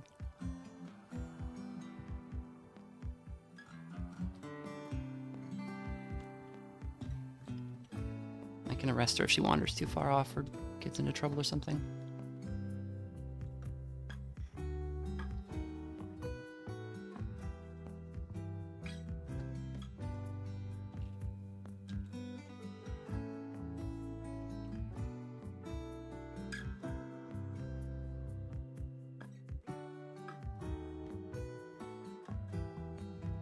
Am I gonna mess with the anime tree? Well, we're not tribals, so we can't do that. You have to be a tribal to use the anime tree. We are Sophians. I think we're Sophians. Are we? Yeah, we're Sophian culture. We are Imperial refugees, so we...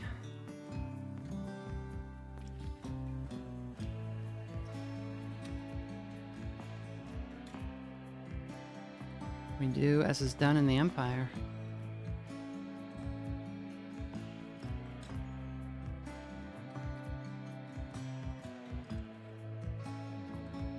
Okay, how is everybody's?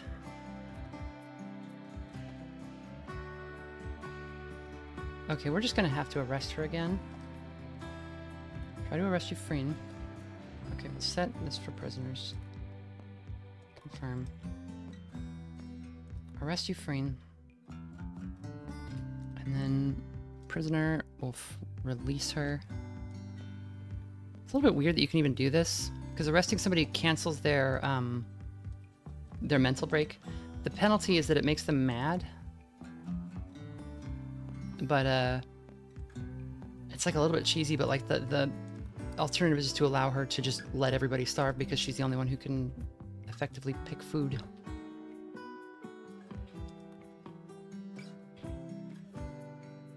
Come on, Euphraine. Pick the food and eat the food. Oh, you watched the harvest. Great. Expand allowed area.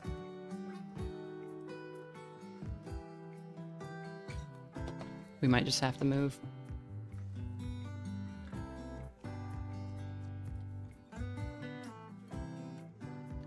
Okay. You have a little bit of food. Oh, your hygiene's terrible. God. Fix that. Fix that immediately. And then we gotta get you to get more food, because everybody's starving. Berries. There's berries over here.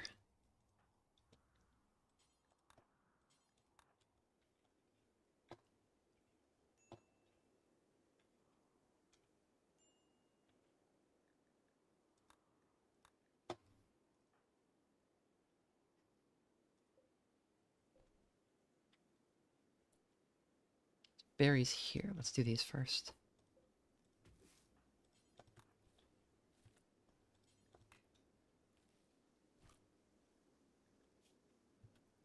Yeah, you gotta eat first because you're the food person.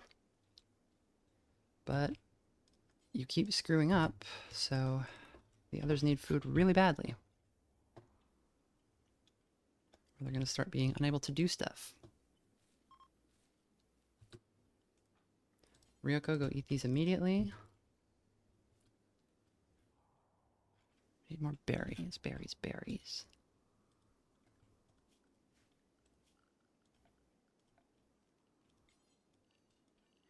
Our guy that we're trying to save is also starving. I'm not super worried about if he dies. Like, I don't... That's theoretically bad, but it's pretty low on the list of concerns at this moment. Keyless, you eat these berries. These aren't even going to fill them up.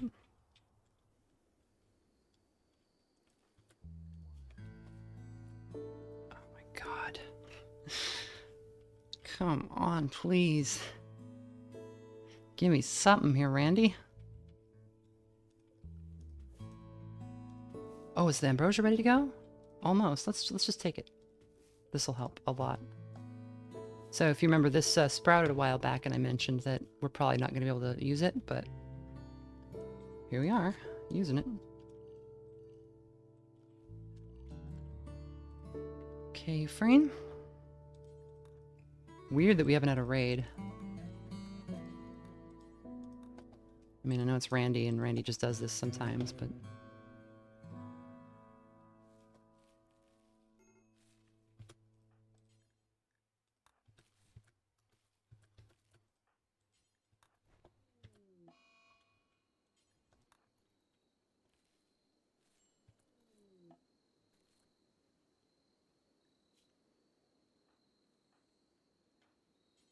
Eat those berries. Sorry, Freen, this is just what you're doing tonight. You're not going to bed.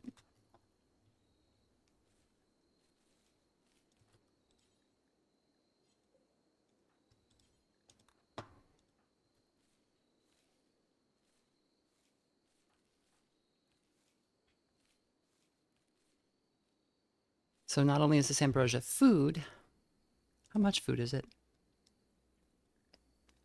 Nutrition is 0.2. So it's not much food, but there's a bunch of it. It boosts your mood really well, so it'll help us get through this kind of rough patch. You free? You're just gonna haul the berries home at least. Come on.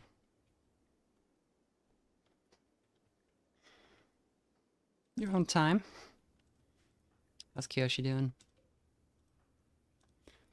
Severe malnutrition. Maybe somebody will feed him. Maybe.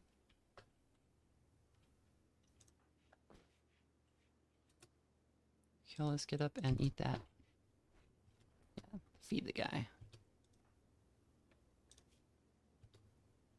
So, ambrosia gives you a little bit. That'll take his malnutrition down.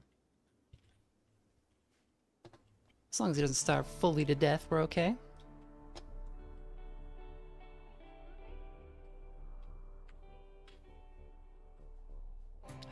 I think we're all right now on food. It's still pretty tight, but we're out of the danger zone, which is my fault for not farming.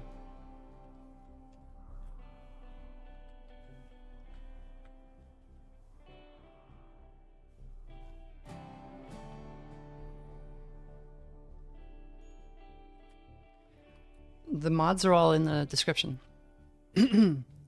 But as I was going to say about the Garonlin mod, it's like, how does the meme? I gotta look this up.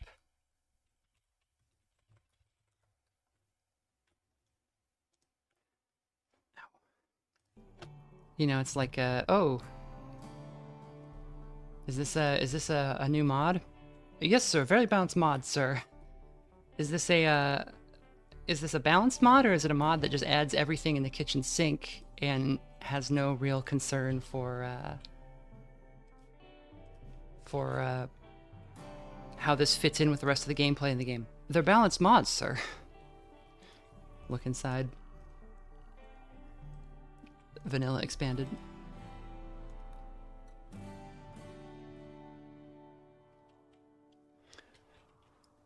This mod list is not actually very big. It's mostly very minor, especially by Rimworld standards. It's mostly just minor gameplay adjustments to things that are annoying. Like, there's a thing where, like, raiders will show up and they'll just be family members of your colony sometimes, but, like, the rate at which that happens is bananas.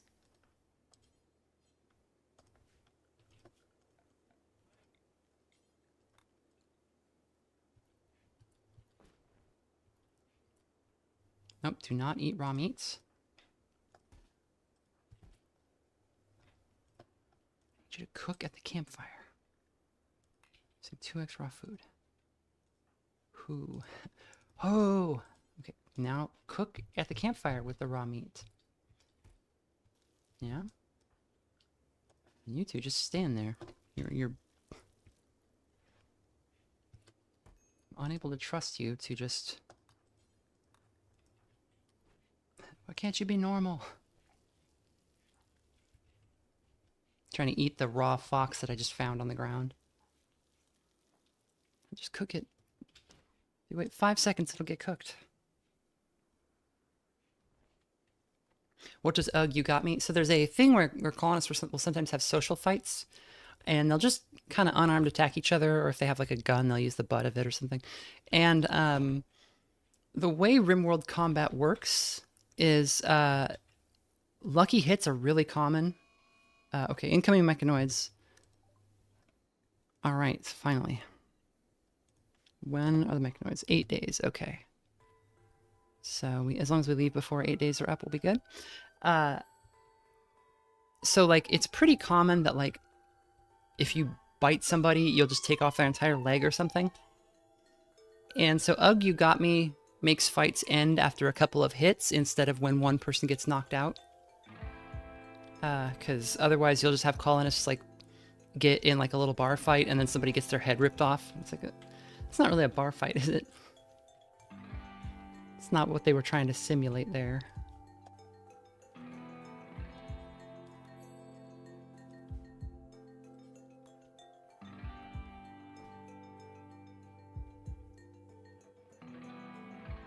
Yeah, they'll punch like a...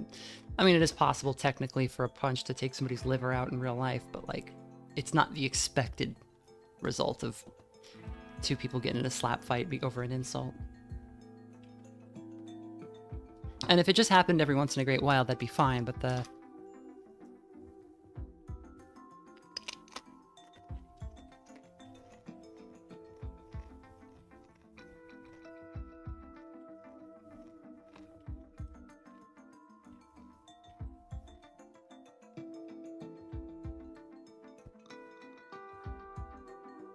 Okay, I kind of think we should move now.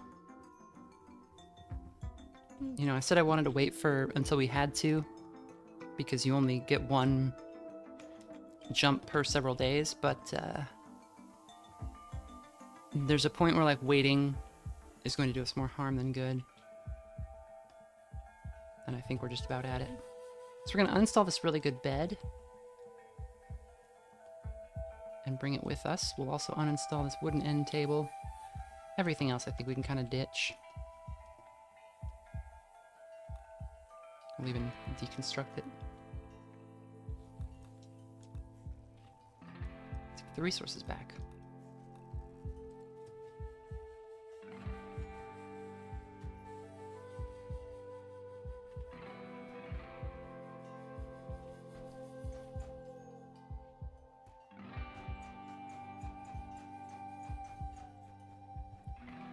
Euphrane's like laying down in the bed that we gotta pack up. Come on.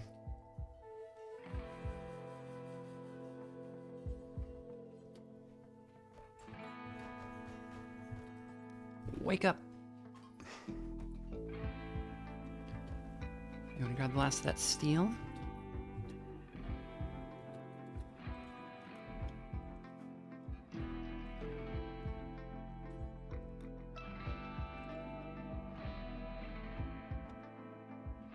The surgery fails. Yeah, but that's surgery, so like... Yeah, it's weird. Sometimes you're trying to install an eye and you cut their arm off or something, but that's just like a weird way to simulate it. Like, it's... Surgery's dangerous. And it should be dangerous, but like... Okay, I think we're ready to go. Let's, launch.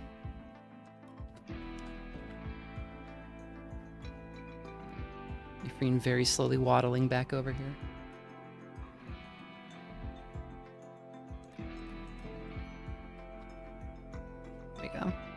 Okay, so let's see. This is the Glow Forest. This is a really cool biome. We won't be farming if we go here because it's it's all dark, but it's really cool. I think I want to show it off. The other one's the Scarlands, which is too dangerous to bring our current colonists, so let's go to the Glow Forest. There's plenty of food there. We could also go to a swamp, which is not great.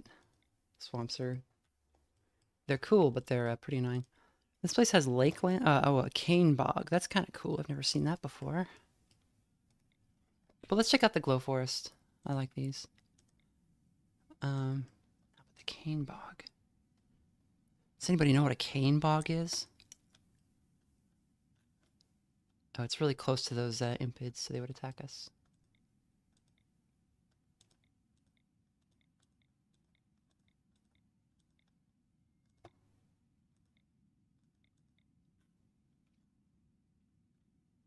Raised in a cane break by old mama line, no high tone woman make me walk. This one looks good. It's pretty warm. It's moving into summer, but I think we're okay on temperature. Yeah, let's go here. To the Glow Forest. So this is large sulfur spouts permanently darken the skies in Glow Forest, making it hard to grow most crops. Geysers spew out massive sulfur clouds that cast the region into permanent darkness. Huge fungal colonies bloom in the dark, fed by the nutrients that the geysers bring to the surface. These areas are alluring and dangerous.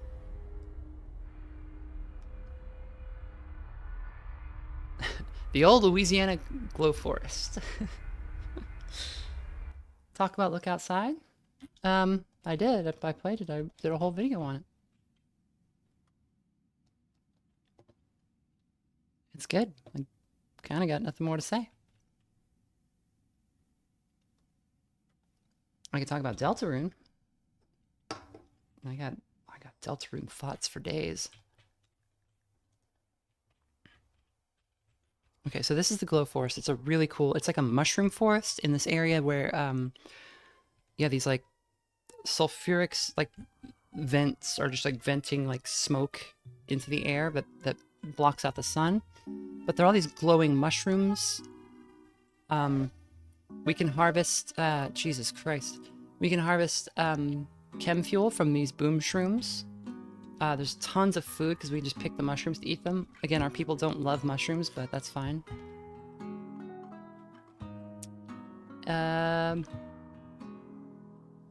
So the obvious spot seems here. This is next to the, this is called an ancient danger.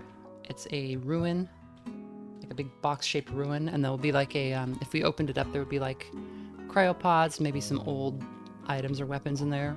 Usually pretty good stuff, but they're dangerous, so we probably won't do that. But they can be a funny way to deal with raiders. So maybe I'll just stick this over here, and if we need to, we can crack it open.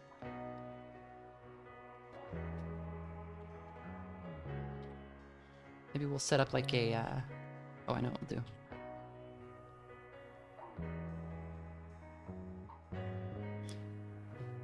I'll set up like a little thing where like our colonists can come over here and like chip the wall open, and there'll be like an open, like a door we can open right here, and then the colonist, like as soon as it gets open, if there's insects or something, she can run back inside, and this door will be open, so like if there's raiders, the insects will come out and fight them. That's something we can do.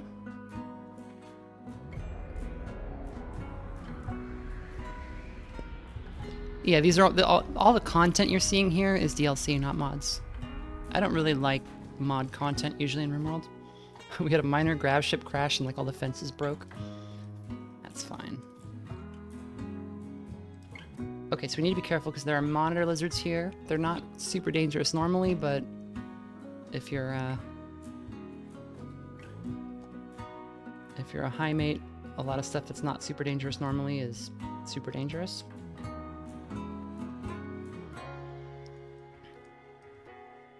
We got raccoon.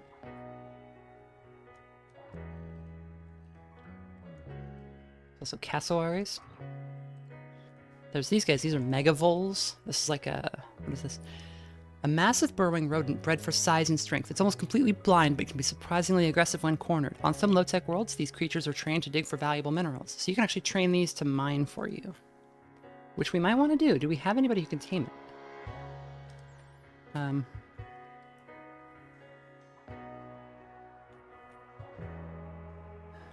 Trainability. We need 4 handling skill to tame it. Does anybody have that?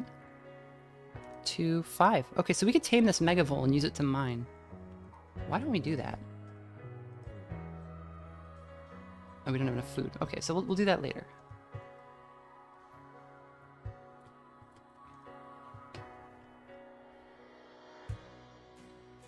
Bet they would find a big truffle. Yeah, that's probably why he's here. We got Churnchilla.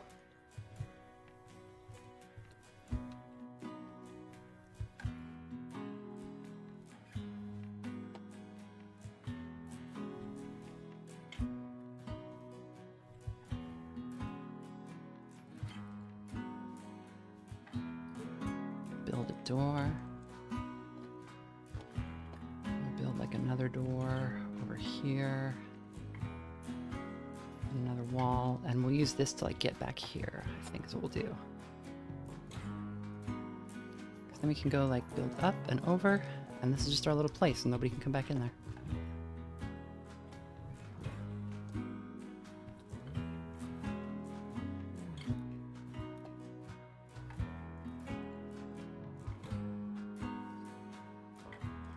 these Agarolux are food. I think this Night Rafflesia is not food, but these glow stools are. Oh, are the Agarolux food? Yeah, they are, right? Dies when exposed to the light. Pretty sure they're food.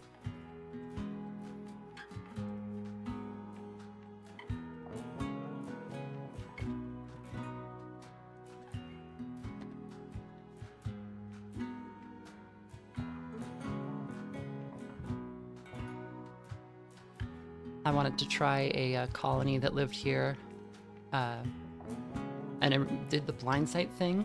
So it'd be like tribals, and we would live here and use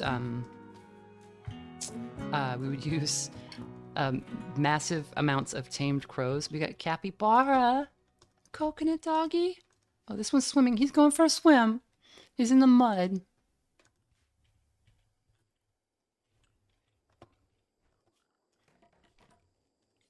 Area 1. I don't like this monitor lizard being here.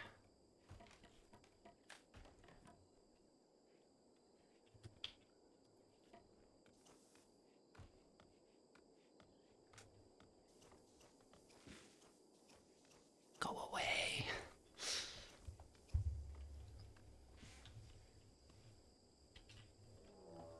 Ancient danger. Okay, so that's this. That's not anything we need to worry about.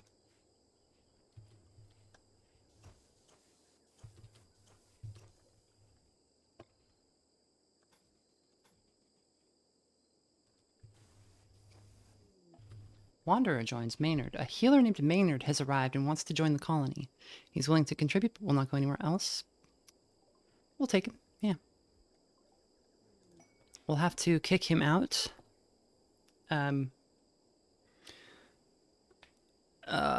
What has he got? We'll do like a trial in a day or two. So this is where we need to decide what pacifism means. I was thinking we would have our one deserter be our one like non-pacifist, non-child, non-guest character. We haven't got the deserter quest yet. We can kick Maynard out immediately, or we can keep Maynard on as like our one guy until the other guy shows up. I kind of want to just kick him out immediately. Especially because he's brought some food, and we could just take his food and immediately give him the boot. Do I ever plan to make a video about Rimworld? I considered making one about like this kind of playthrough, but like a narrated sort of playthrough, but I didn't do it in the end. Yeah, I don't know.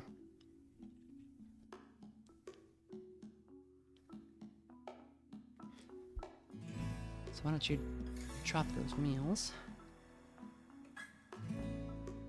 The babies. That was the capybaras, I'm sure. I'm gonna get a drink real fast.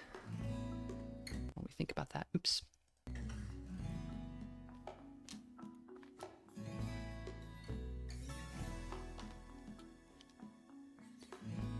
When I say one guy, I mean the one guy who is not a high mate. So we've got Kiyoshi here, but he's just here because he can't move. When he gets better, we will kick him out. There's a quest where we're going to get a Imperial deserter who will be able to fight, and I think having like that one guy be able to fight is fine. And I think we'll just kick Maynard out because he's not that guy, and he's not a he's capable of violence. So I think we don't want to keep anybody who's for the sake of the challenge and the whole thing.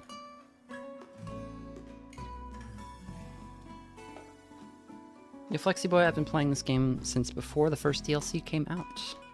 Kind of as long as it's been around.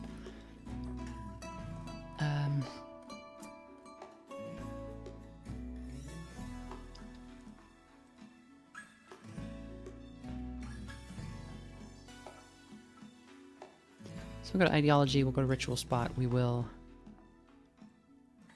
hold a trial. Where is that? Oh, we need a leader. Let's have a trial, that's right. We'll just kick him out. Get out of here. Yeah, everybody gets -3 calling us Spanish, but it's fine. I don't care. We got 3 meals. It's alright.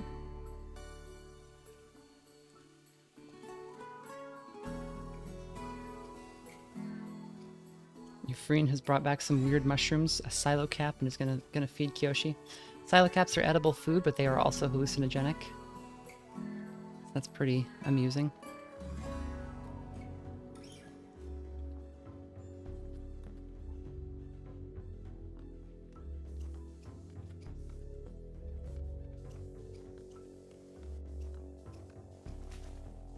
So, our boy is on a mystical journey. Oh, we gotta build a little well. Hygiene. Steel primitive well. We'll just stick it here, I guess.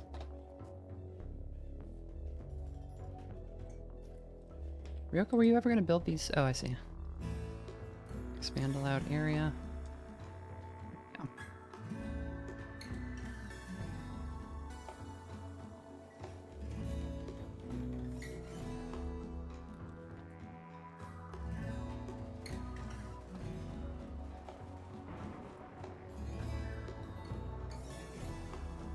Let's... Oh yeah, you may as well roof that in.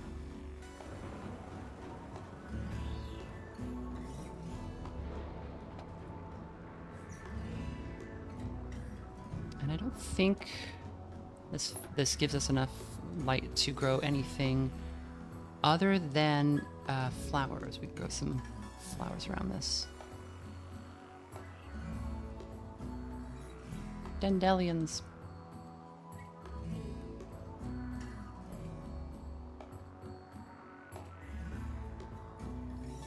And that sounds pointless, but it gives us some experience. Some farming experience. Bills, add bill, cook simple meal, do forever. We want to... Okay, yeah. Then I think that's fine. So they'll automatically cook these mushrooms as we gather them. And unlike the berries, there will probably always be plenty of mushrooms.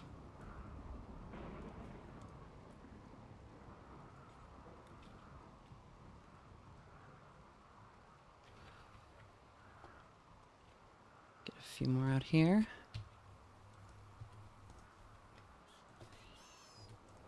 So there's a warg. We need to be careful of this. This is another big wolf monster. And also... Oh, got Colossus Toad. Love him. A massive frog bioengineered for industrial farms. While safe to eat, the thick skin excretes an unpleasant slime. It's not a very useful animal, but it is very funny.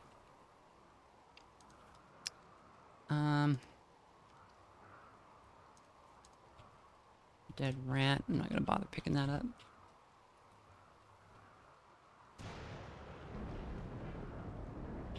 Bullfrog. A large frog known for its loud croak. Bullfrog legs are a delicacy on some planets.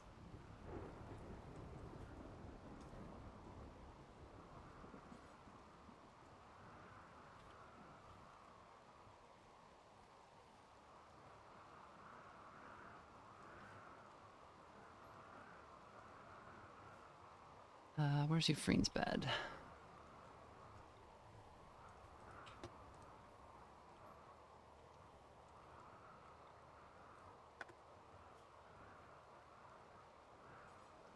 End tables.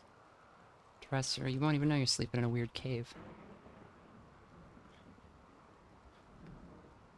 The variety of frog legs was was Odyssey's best feature. Yes, the variety of frogs. Yes.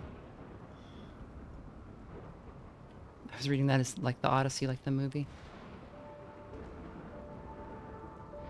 The libs put frog legs in Odyssey. Wasn't there. Christopher Nolan is the libs, somehow.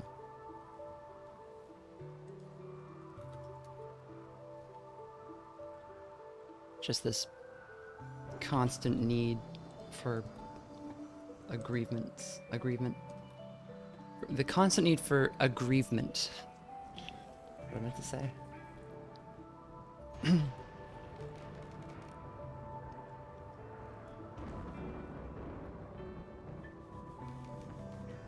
I always say this, but the frog chemicals in the water was true. That did happen. It's not great. It's bad for everybody and the frogs. And the problem isn't that the frogs are engaging in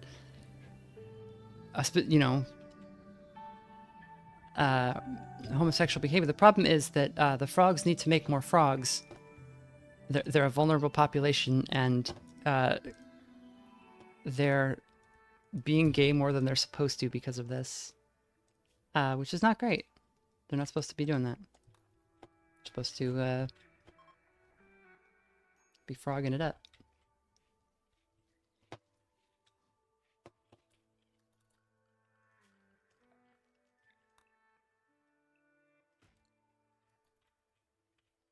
And also, one assumes that if a environmental factor is contributing to hormonal imbalances in frogs, what is it doing to people? Because we're in the same environment as those frogs. Wasn't it mutating their sexes in weird ways, not making them gay? It was making the males engage in homosexual mating more often. It was making them also not develop Gore Hulk assault. Okay, this is a we've got an enemy here.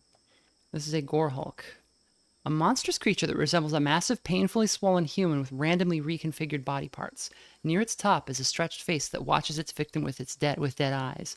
Hundreds of sharp keratin spikes protrude from the Gore Hulk's skin. It can launch these spines to spear its victims at a distance. However, its awkward, fleshy body is less effective at causing harm up close. It's hard to know whether this is a human that was horribly distorted by the influence of the void, or a poor imitation of humanity created from scratch by some horrible intelligence. Okay. We're not leaving. So, what's he doing? There's just one. So these guys are, yeah, we can see all these entities in the entity codex. They are ranged attackers, kind of like a Zerg Hydralisk. And he's going to beeline to our base and probably step right on a trap, I think. No. Okay. Are we able to launch? No. We're going to need to do a pro gamer move here. And get in the ship. And Euphraine, I'm gonna need you to pop the door open. Yes. Yes. Okay. This might be tricky. So he's gonna keep attacking this wall. It's gonna take him a while, but he will get through. That's not gonna get him anywhere, but like eventually he's gonna get somewhere. So, Euphraine, how are your needs? You need food. Why don't you eat an ambrosia now, like immediately? Okay. And is your vac suit slowing you down? I think it is. Move speed, yeah. So take your suit and your helmet off. Actually, does the helmet slow you down? No. Just take your suit off.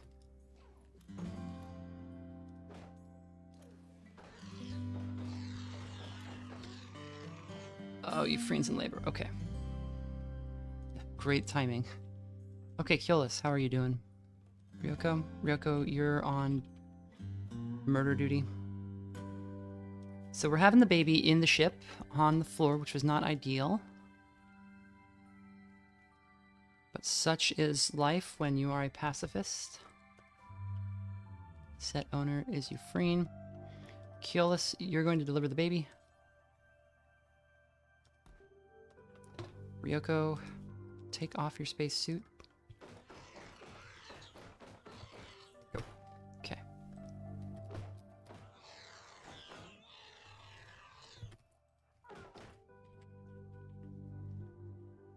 Okay, Okay, we want to bait him to...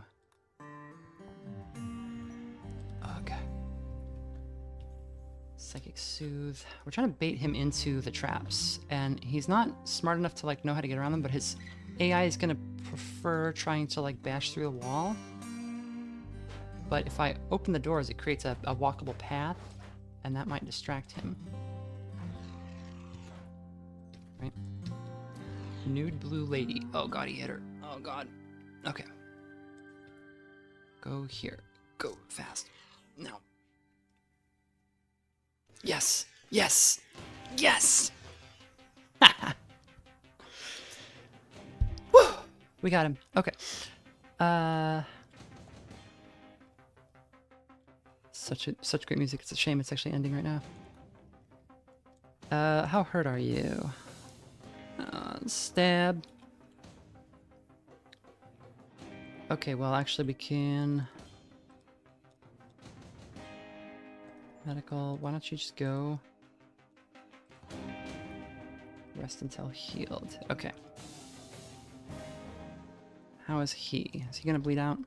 Death in 9 hours, yeah. We're just gonna let him bleed out.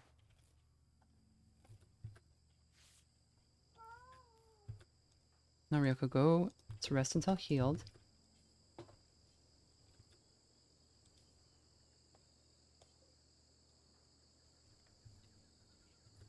And kill this. You can give her medicine when you get out there. Health, yeah. Because being treated in bed is always better. Pick up herbal medicine. 10 Ryoko. Now, wash Euphraine, deliver the baby, do all that. Actually, that's Euphrane's bed. Set owner. If Euphrane's getting up, she can...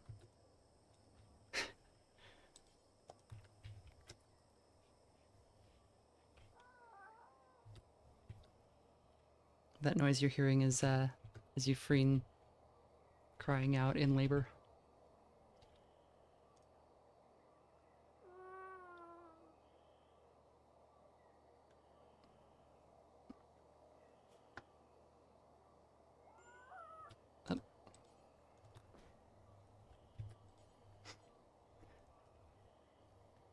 How are you doing, Ryoko? You're fine.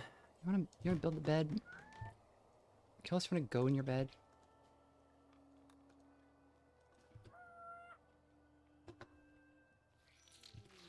Baby! So we have baby.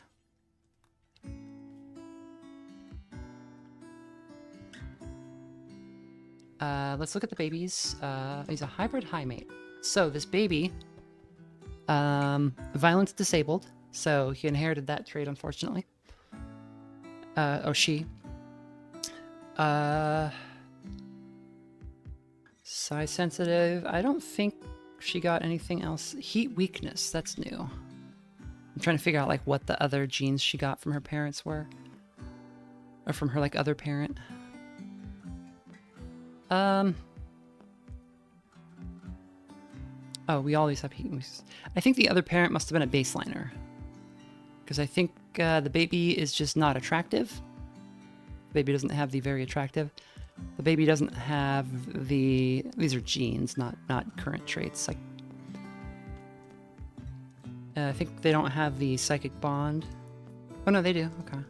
So they're basically just a less attractive high mate. That's fine.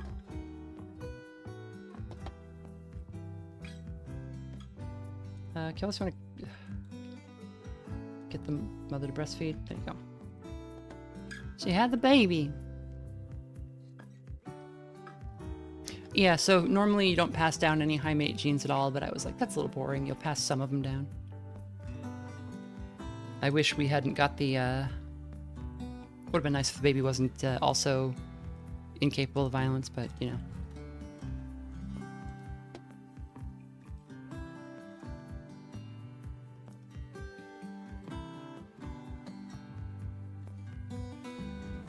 We'll put the crib over here. Ryoko, can you just go do that? The Gore Hulk dropped a shard of dark arco technology.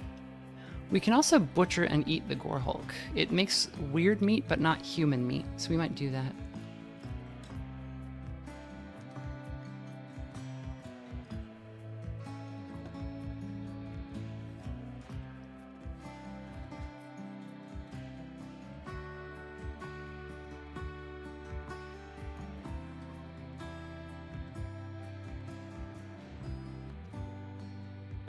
Why don't you... Oh, that fire's that's got to stay here, okay. Yeah, just go do whatever. So it's actually fine if the baby's on the ground. The only real problems are if it's in a dangerous area that monsters can get to, or if it's I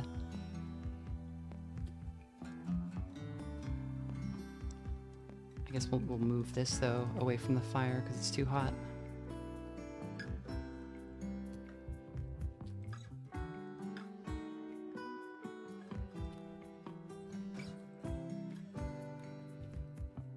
No. Carry baby. Place baby in crib. And we could manually name the baby, or just let them name it. The names they come up with are usually pretty funny. Do not put the baby out there.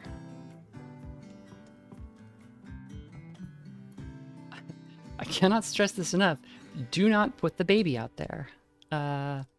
Manage areas, new area. And we'll call it baby. And baby will be confined to baby area. Oh, we don't have a way to do that yet. No. Carry baby. Do not put baby outside where it's going to get eaten by a monitor lizard. Place baby in crib. No. Okay, so we just need to turn off the fire, I guess. Ryoko, can you deconstruct that? And can you... like chill for 5 seconds. Okay, the temperature should go down here. It's 28 Celsius, which is a little rough, yeah. That's why they were trying to take it outside. I think it'll be fine now. Okay, put it in the ship. That's fine too. Monitor lizards are very safe and good with babies. They're being typed by a monitor lizard. We will build a passive cooler. Passive coolers don't exist as such in real life, but systems for passive cooling do. Things like hanging wet laundry in a doorway or over windows. Zone, production. Oh. Why can't you build this? Expand allowed area.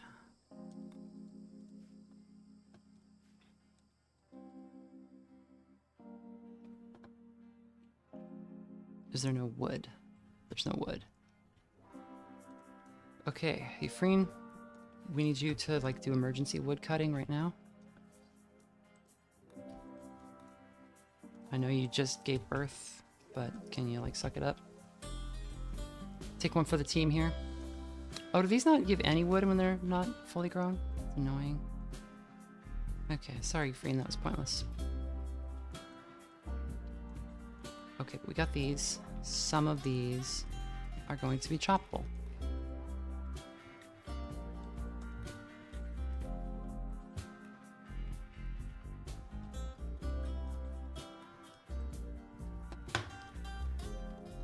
Can we build active cooler?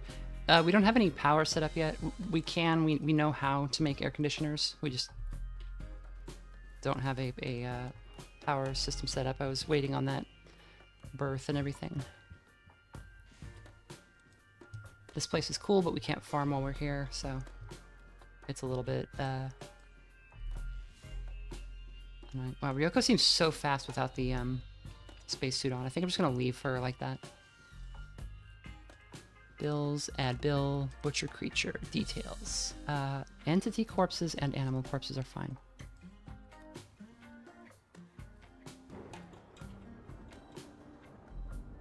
Temperature, and we'll build a campfire like right here.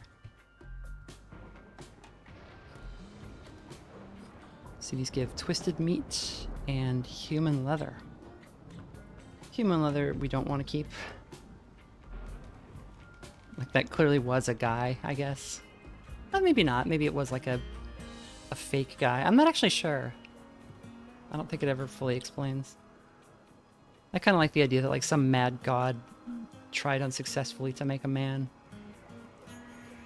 Mad Colossus toads. Okay, the frogs have turned on us. Everybody inside.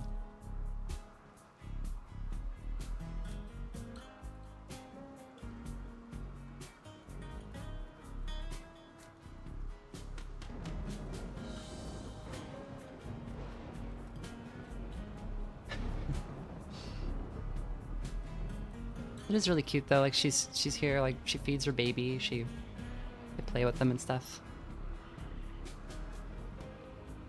Rimworld has good fan art of Gore Hulks, I bet. Okay, so this is the baby has been given the name Kostomos, which is like a Greek baby.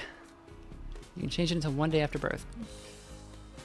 Bosonic Kostomos? Yeah, I guess that's fine. Father unknown.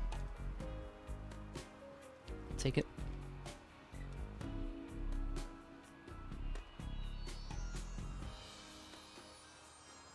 Wait, why wouldn't the baby have Euphrene's name?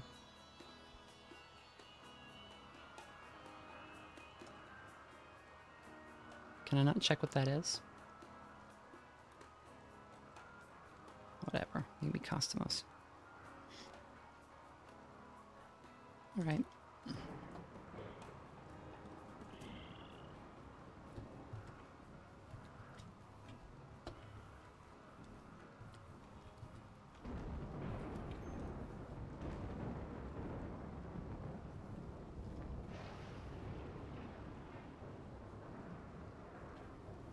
Got a baby in a weird cave.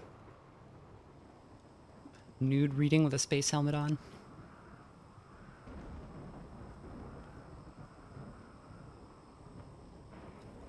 So they don't like being nude, but actually, do they? Do they not care? I guess they don't. Okay, so maybe everybody should just ditch their space suits for that reason.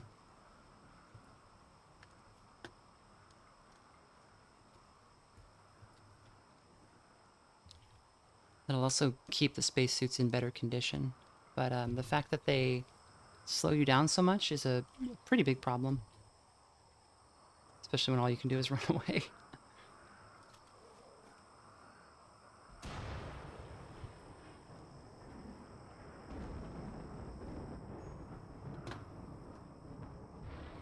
We can see everybody's hair finally. Ryoko, take off your helmet.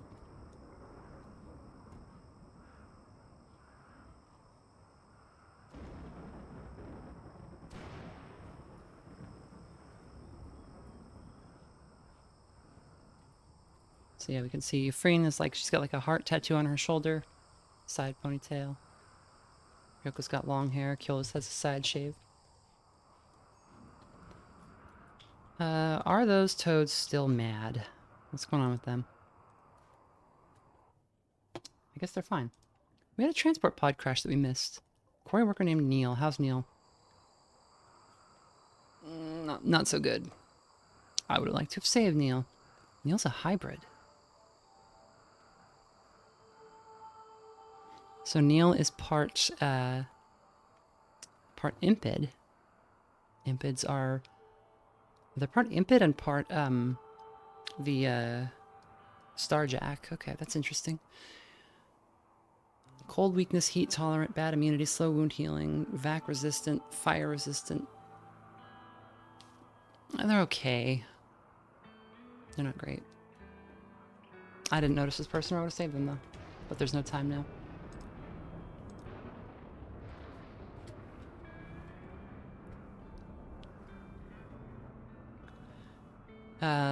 We're not going to take any Imperial quests, so no thanks. Sorry, Neil.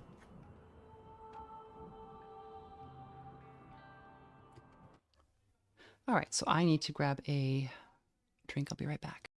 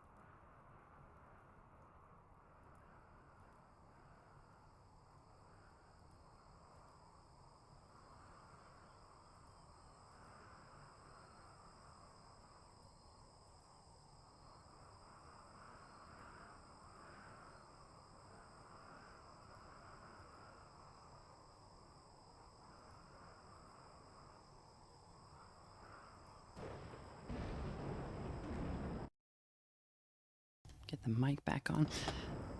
Progress has been pretty slow because of the pacifism. Like, you spend so much time dealing with things that just aren't, you know, wouldn't normally take any time. Okay, so let's get... Yeah, it looks like the frogs came down here and maybe fought this monitor lizard or something. So we've got a dead frog and a dead monitor, or a dead iguana.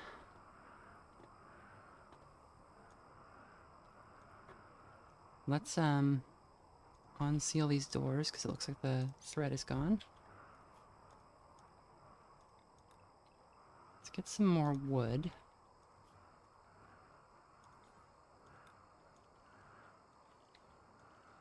Grab up those animals. Let's get this thing going.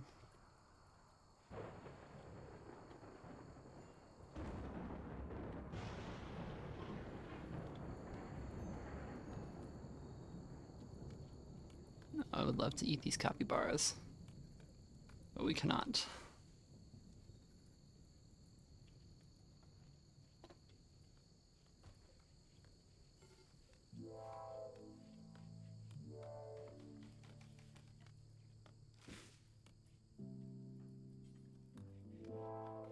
We'll go get the campfire up, and then we will add Bill. Cook simple meals. Do forever. Do forever. Alright, now I think the next thing we want to get going is a research bench. So, I guess we'll just put that, like, right here. So, production, simple research bench. We can do wood. We'll put it, like, here and kind of build out around it, or... Production.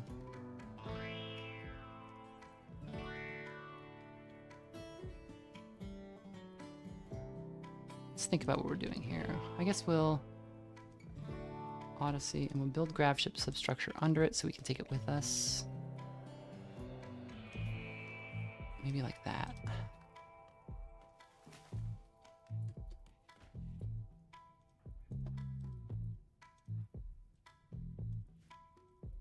Bill's butcher creature, do forever.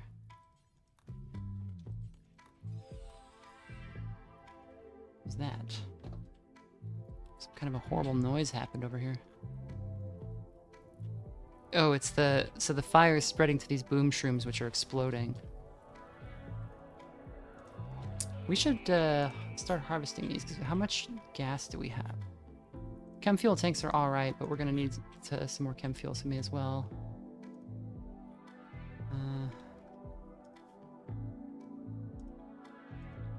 Harvest.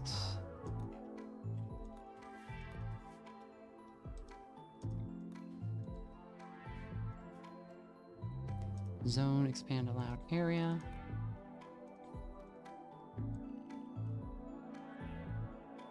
I think that'll do.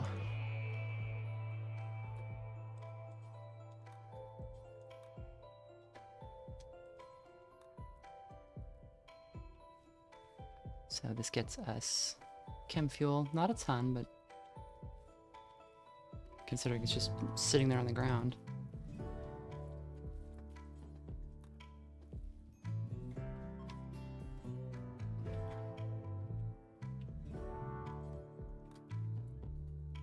Go put that in the tank.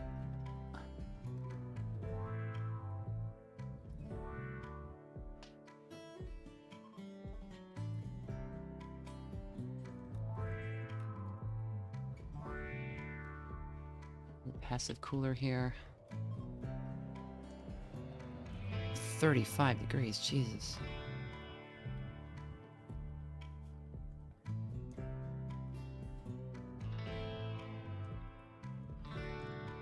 Oops.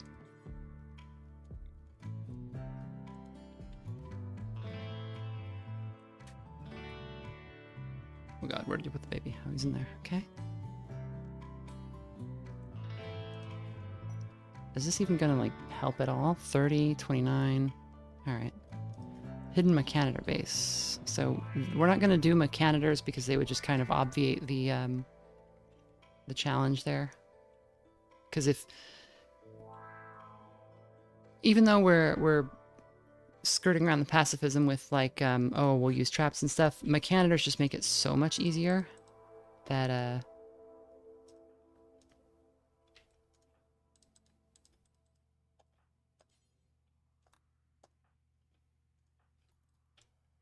I don't know, just what would be the point? Then it would just be a mechanitor run. Oh, I see. Willow Gill isn't anything.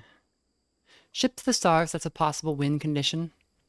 And you just kind of have to travel across the world. I'm not really going to worry about that. It's just that there's a ship's AI contacted us, and it's like, oh, hey, I can get you off of this planet. Okay, we got raiders.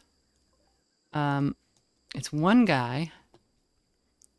His name is Extinctor. And he's got tox grenades, and he's 15. There's two of them. There's a 15 and a 14-year-old. They're wasters. So these are like, wasters are aggressive, immune to toxic pollution, almost impervious to disease, and can ingest as much psychate and wake-up drugs as they wish with no ill effects. Their toxin-adapted metabolism means they must consume some form of psychite, usually flake or yayo. They are like, they come from polluted areas, and so they're like adapted to pollution, and they tend to resent normies. So let's get everybody inside.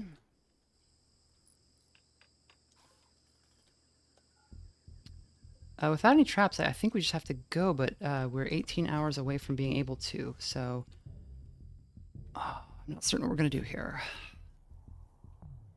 They've got tox grenades, so they can't, like... Okay. Arctic zone. Remove roof area. Gotta do that. Nope. Nope. Come back inside. Disallow those doors. Trying to think how we'll do this. Are they gonna like bang on the walls with their hands, or are they just gonna throw grenades pointlessly? So my fire. Okay, they're gonna bang on the walls. What can we do here? Extinctor is a very 14-year-old boy cool name. Yeah, it is.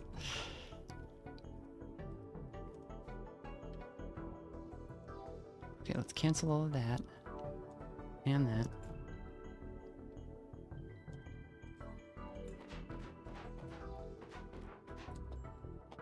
Okay, we can launch in... Can start launch anytime. Okay, Euphraine.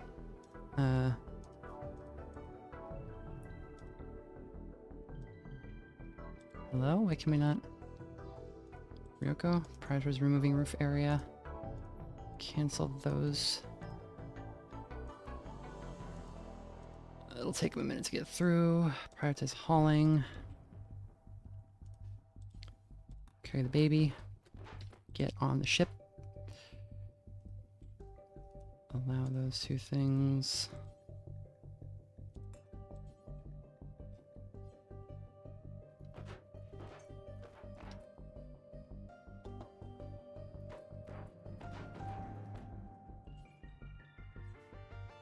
Okay, like literally just remove the roof. You don't need to worry about anything else right now.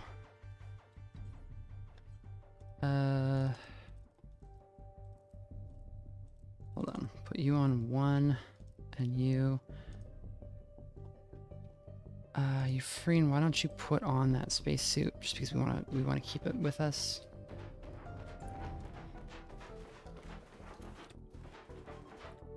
Okay. Now pick up the baby. Go into the ship. Yeah, we're not doing that right now, Kellis. We're just removing the roof. Just remove the roof. Can we launch? Okay, engine cooldown 14 hours. Ah, god damn it. Okay. Gear. Put that down. Royal Tribute Collector. Okay, this guy might save us. So they're gonna come over here and they're gonna see these absolute punks punching our spaceship, and they're gonna help. I think. That was some timing, because otherwise we were gonna have to start like doing some hinky stuff to get out of here before they got through the hull, which they're kind of getting close to doing. Yeah, see, he broke the wall there, but now he's gonna go fight these men and get absolutely pulped. Let's see how this goes for him. Yeah, throw a gas grenade at those guys. See what happens. They don't even care. Okay, Keyless, are you able to repair the wall faster than you can break it? I think you are, because he's just a kid. They're like not even registering that he's doing this.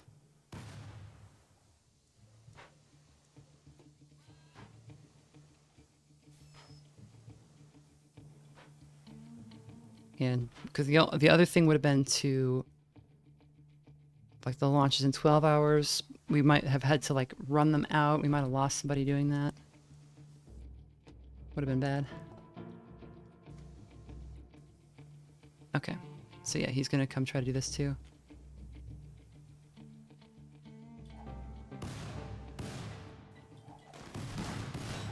Yeah. All right. So we have scored some Tox grenades, and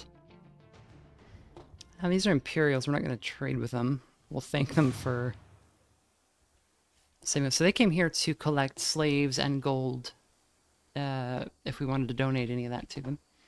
We don't.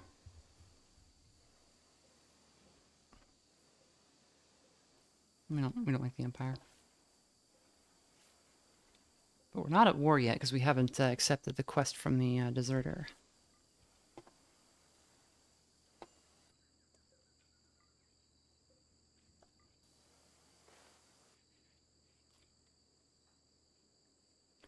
Okay, Ryoko, why don't you and Keyless smoke up?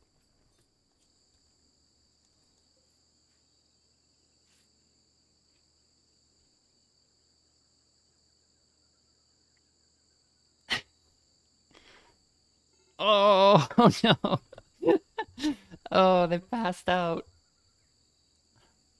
Oh, they're too hot. Okay, it's 42 degrees? What? What the hell? Okay, Euphraine, are you okay? How is your, Can you save them?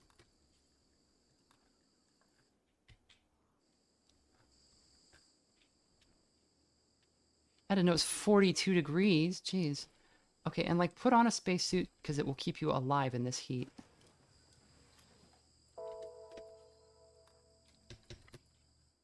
Okay, go save Ryoko.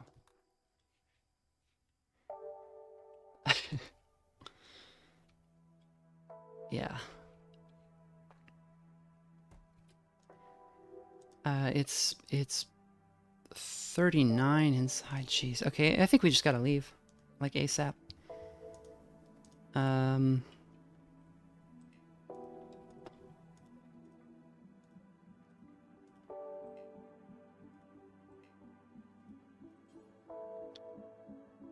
Force target to wear. Yeah, go put vac suits on these two. So that they, you know, survive.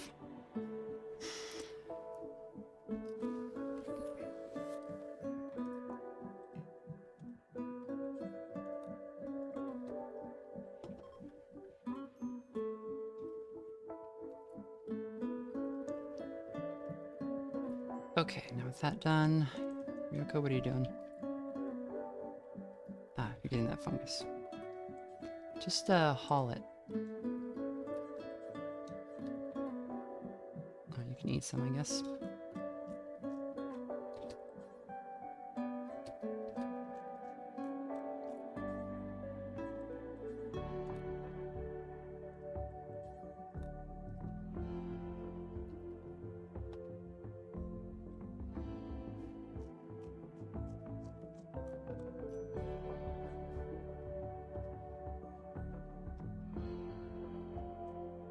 Ooh, up eating mushrooms.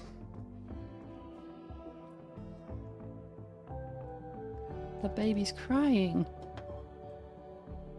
Okay, the ship can launch. Let's just get out of here.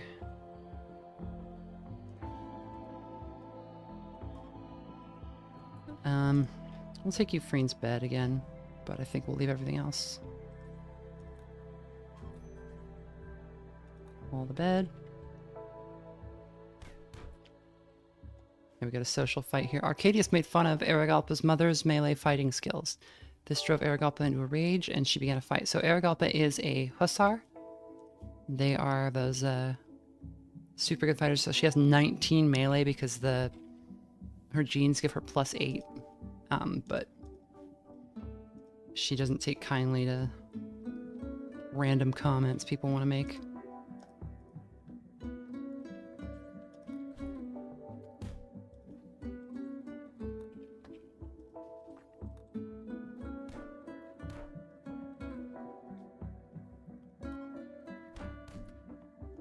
What are you doing? No. Do not attend the grab ship launch. Put Castamos somewhere safe. Like, that's the baby that needs to come. Okay, just reinstall this in here. Ryoko, can you do that?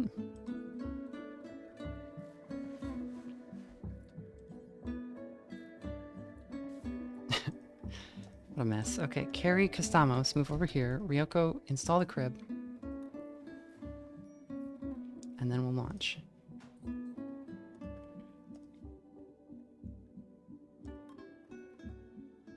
Okay, come on, get in. Okay, so that was that. We're not going to do that biome again. Where is it less hot? Kind of not anywhere. Could go back to this ruin, but I think that's too close to that town and they won't like it. Actually, will they? We'll see. So there's like a ruined town here. And it's a temperate forest. Okay, no, they'll think we're encroaching, so we can't go there. Let's see.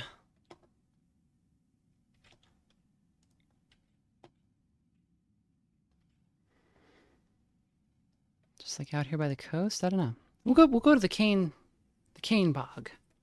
We wanted to know about it. Oh, I'm sorry, I didn't stick around to see who won the fight. The Hussar was going to win the fight, no question. Later, nerds.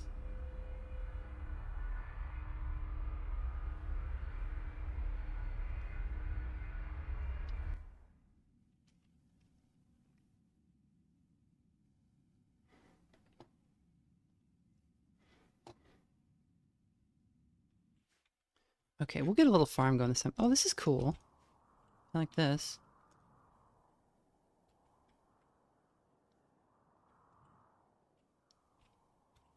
So this will be great because it'll, like raiders will have to either go really slow or like funnel through specific areas. So that's useful. Let's land like, I don't know, like here, I guess.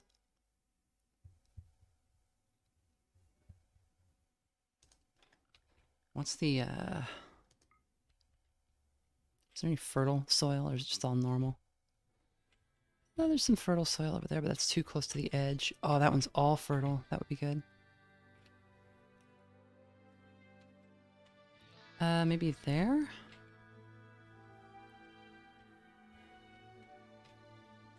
Yeah, let's do over here. No structures around, but that fertile soil is very useful. Okay, so we land here. For MLZ.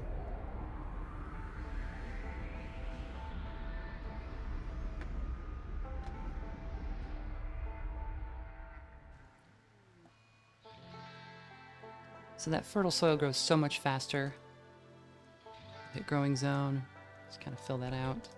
With rice is the fastest growing food crop. We could also grow, we could grow a couple other things like potatoes, which are good in bad soil, or corn, which is good if you're going to stick around for a really long time.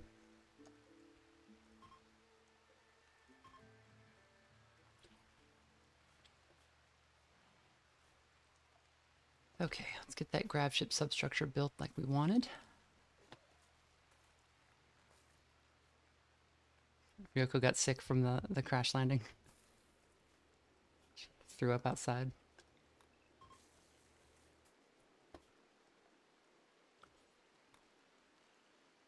Okay, and we'll kind of let ourselves go anywhere in this this big area. It looks like there aren't any predators here.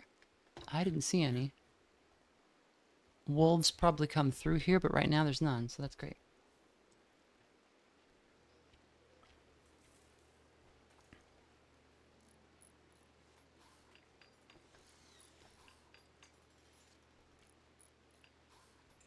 Grow.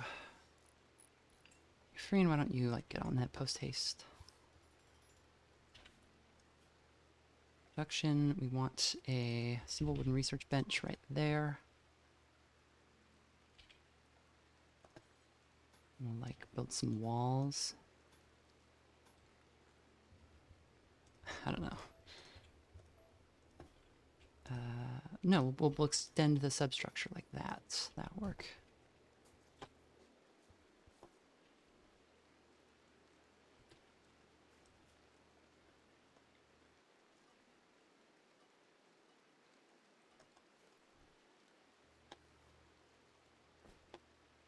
Just laying on the console. Is this where you're gonna sleep, Ryoko? Just right across the front computer, like somebody's hit you with a. How's the Pacifist Run going? Pretty well. We've had a couple of close calls, but we're doing all right.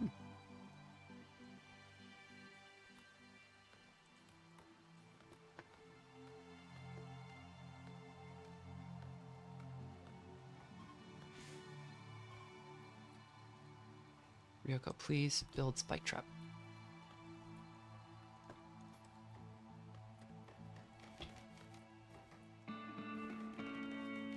Yeah, raiders showed up before our spike traps could be rebuilt because we had a entity show up, and that was scary. But we got the Empire showed up randomly and killed them. So, hooray for the Empire!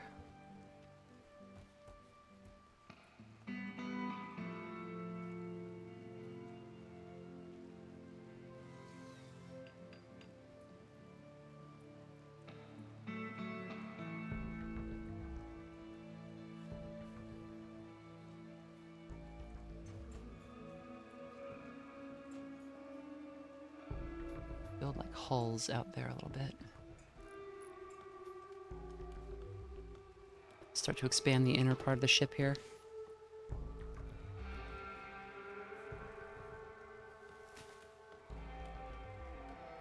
Oh, wait, we want to leave that one. And that one? Yeah.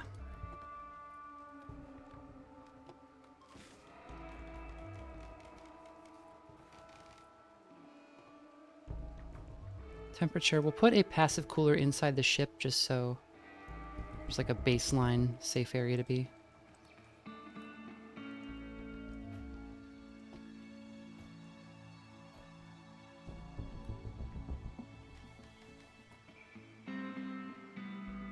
God damn it, Efreen is wandering. Okay, does anybody else have any plant cutting? I don't think so. Okay, Achilles, why don't you do it even though you don't want to?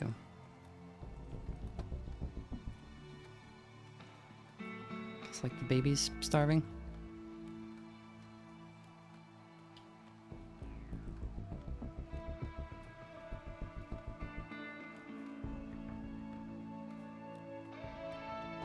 Gah.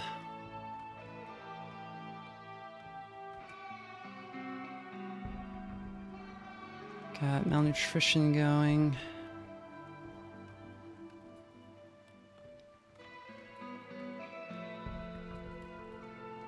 God. We will arrest. Ryoko, why don't you arrest Euphraine? Oh my god, it's not a safe temperature. Okay. Fantastic. Never mind, Ryoko. Keolis is berserk. You can't be berserk. You're incapable of violence. What's wrong with you? Keolis, stop. This is not the way.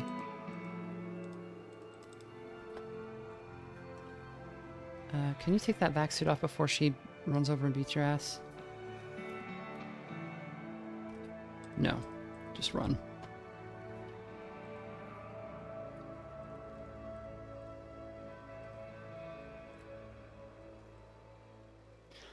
Get away! Stop it! I think it's weird that they can even go berserk. Oh, she killed a rat! Well, that's alright. You can eat the rat. But, like, why are high mates capable of going berserk if, like, killing is supposedly, like, something that would, like, psychically injure them? Because the reason they're incapable of violence is because they have, like, a strong psychic connection to things around them, and, like, causing harm, like, makes that way worse. Like, it triggers, like, a big empathy reaction, you know? Boy. Where's the dead rat? Oh, that's gonna explode.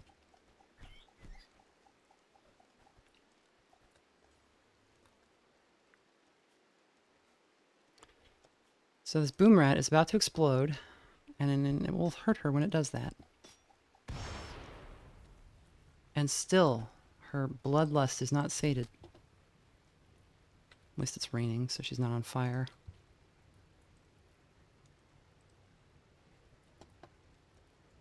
Like, are you kidding me?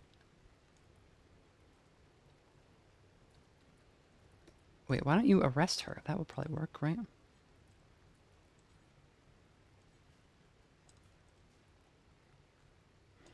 Okay, so Euphraine might get killed here because I have no way to stop this fight.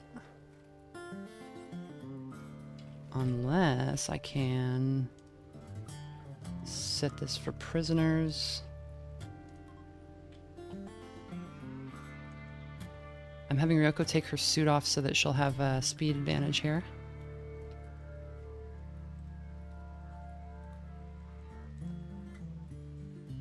Okay, we can't arrest Keolis, but we can arrest Euphraine. Come on. If you hit that baby, I'm gonna lose my mind. Carrie Costamos.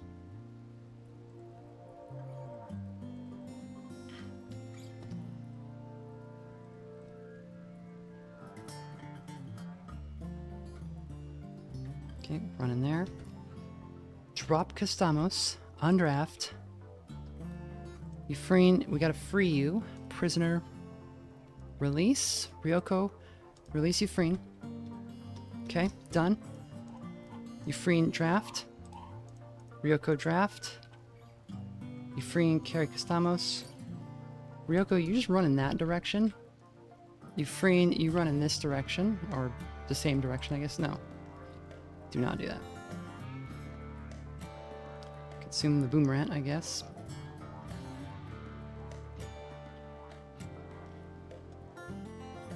Maybe don't do that, because Euphraine needs that. Okay, Euphraine, you go this way.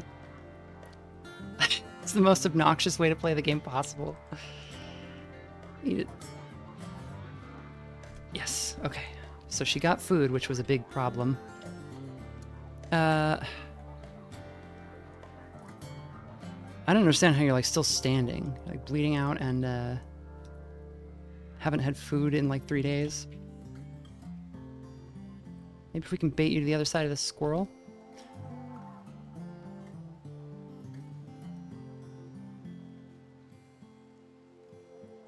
Oh, get the baby. Get the baby.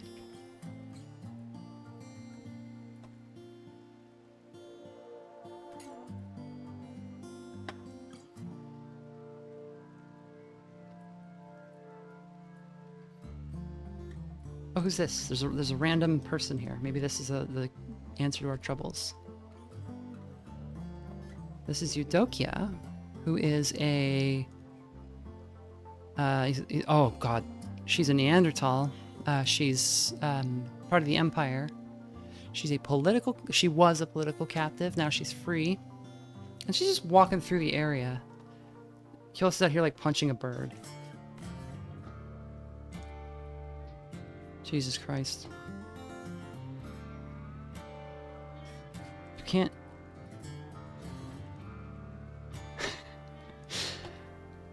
it's like she's like a Disney princess who's gone berserk. I've never seen anything like this. I didn't even know they could like attack random animals. So she's gonna collapse from blood loss. Okay. Euphorine, tend her. Ryoko on draft.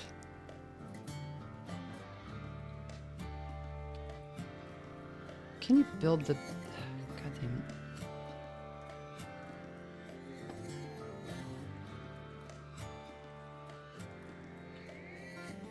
We need more wood is the problem.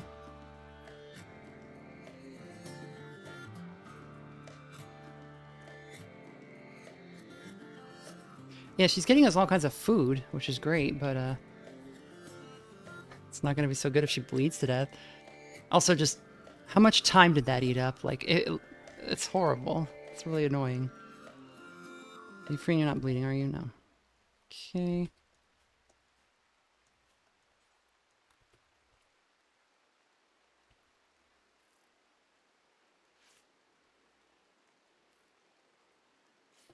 This is what it's like also if you're playing on like a tribal thing, you're just like always, there's always something. Like you're never able to get anything done because like that's always going on.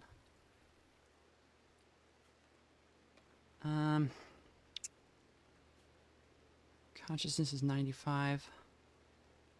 Gosh. Do you know more weed? Where did that all go? I don't see it. It's just gone. Is somebody carrying it?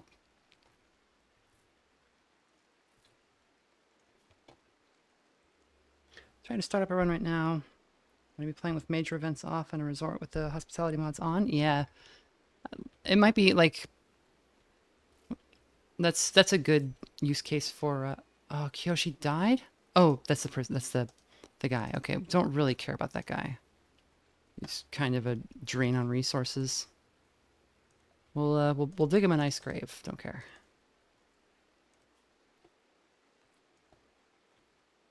Come on, kill this. One more.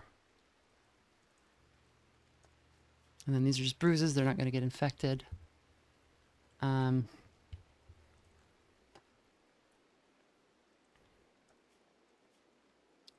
don't you eat that rabbit?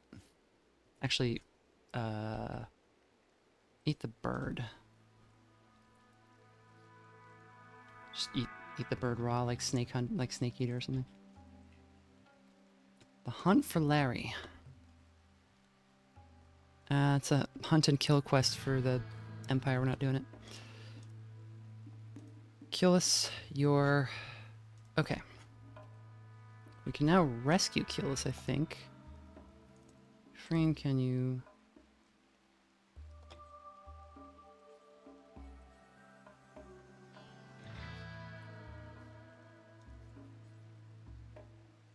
Oops, can you carry Keyless?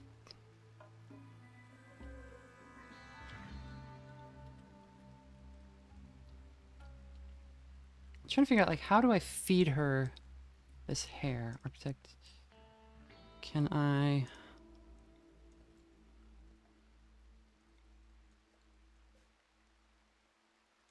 I think if it's a allow all...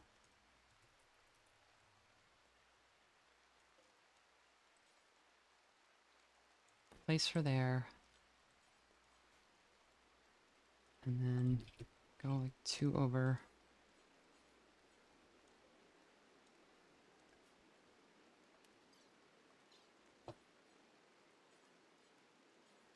Manage food policies. Do I need to do that?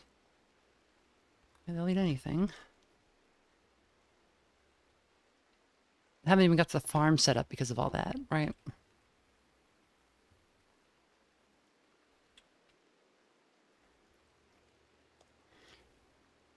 Ryoko, maybe not the best time for that. Whatever.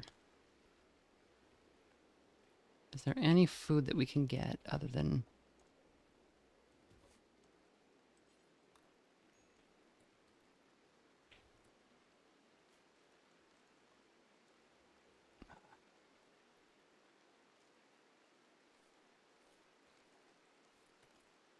Okay, harvest botched. Great. How do I feed you the rabbit? There's got to be a way to do that.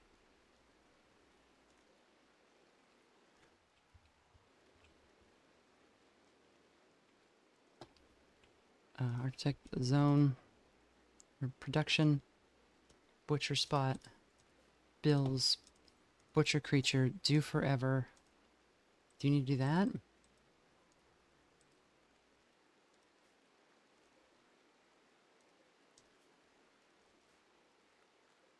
Why can you not, like, do the work? Do you not have that enabled? Cooking. Ryoko should be able to do it. Why can't you do it?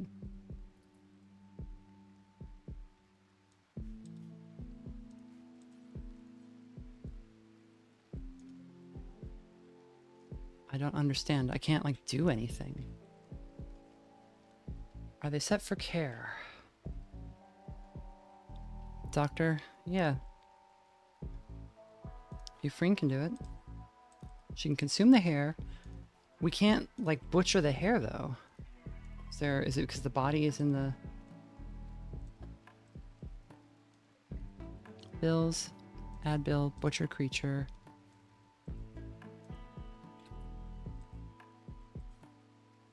I can consume the hair, but I can't do any like work with it.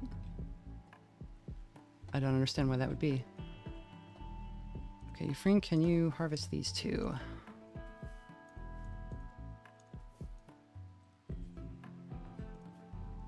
Oh, it's outside the zone. Okay.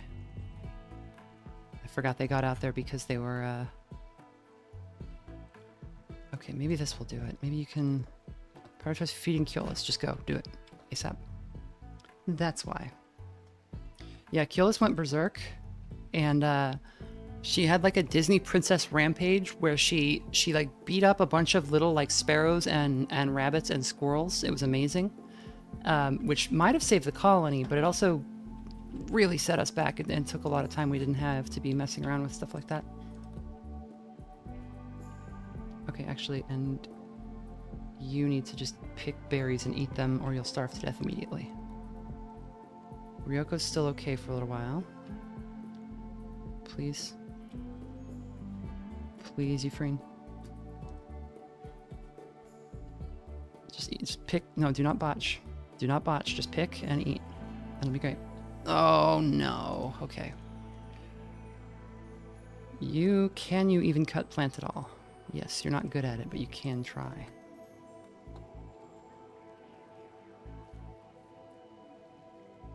Or are there any other animal corpses? I don't think there are.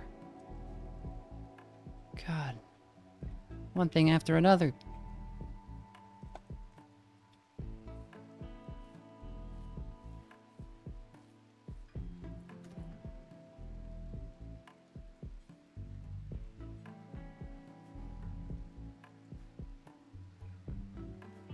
Okay, furniture.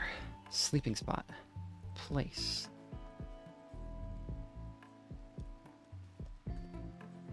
Why can't you carry Euphraine? Euphraine, can you consume the berries? Okay, yes you can. That's all I wanted. Christ.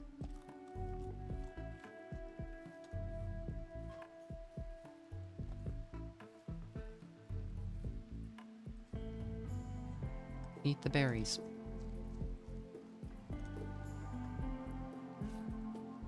No, she doesn't need medicine. She's fine. Okay, you don't need to do that anymore. You need to go, if you're doing work, you need to be farming. Like ASAP. It's the only thing you need to be doing. Let's set grow to priority 1. I'm going to take doctor down to priority 2. This is all I need you doing.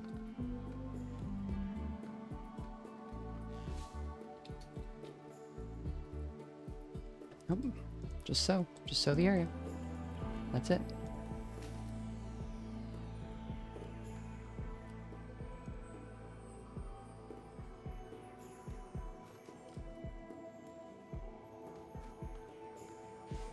Come on, keep going. Yes, build the passive. Nope, just build the passive cooler.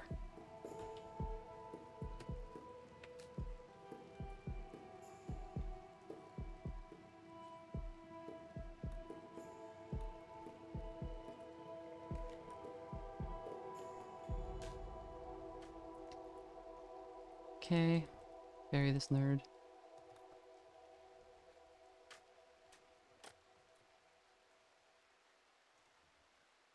Okay.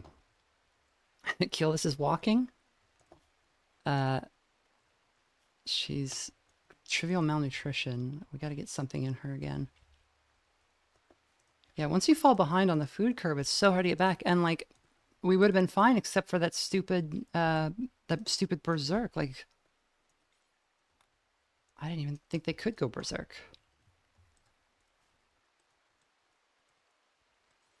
Harvest the bush, Euphraine. Harvest the bush, Euphraine. Run wild, Euphraine. So Euphraine has decided that civilization is not worth all of this.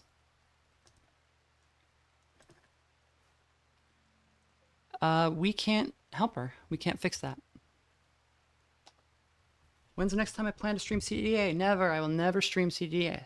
I do not play CDDA. I haven't played CDDA in years. I make Cataclysm: The Last Generation, which is a different game. I have been making that for over a year. It's doing really well. Thousands of sales on Steam. Lots of downloads on GitHub. It's free on GitHub. You can just pay what you want on Steam. New updates 2 or 3 times a day most days. So, all right. So you can see how much of a challenge this Pacifist Run is, and we have barely really got underway. I've been waiting for the deserter quest. It's taking forever to drop. It would be a lot easier if we had it. We don't have anybody who can tame Euphraine. You need, what is it, like 6 animal taming to... Where is that? Required...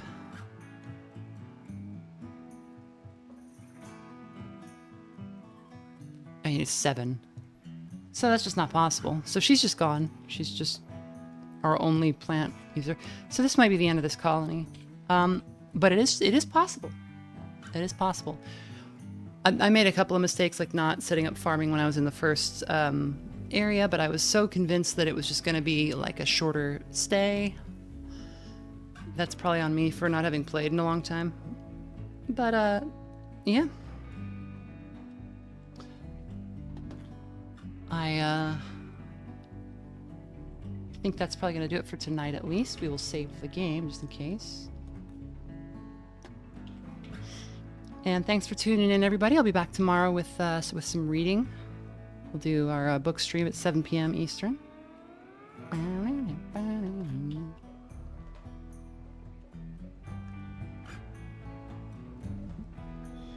Yeah, it's pretty late. All right, good night, everybody. Thanks again.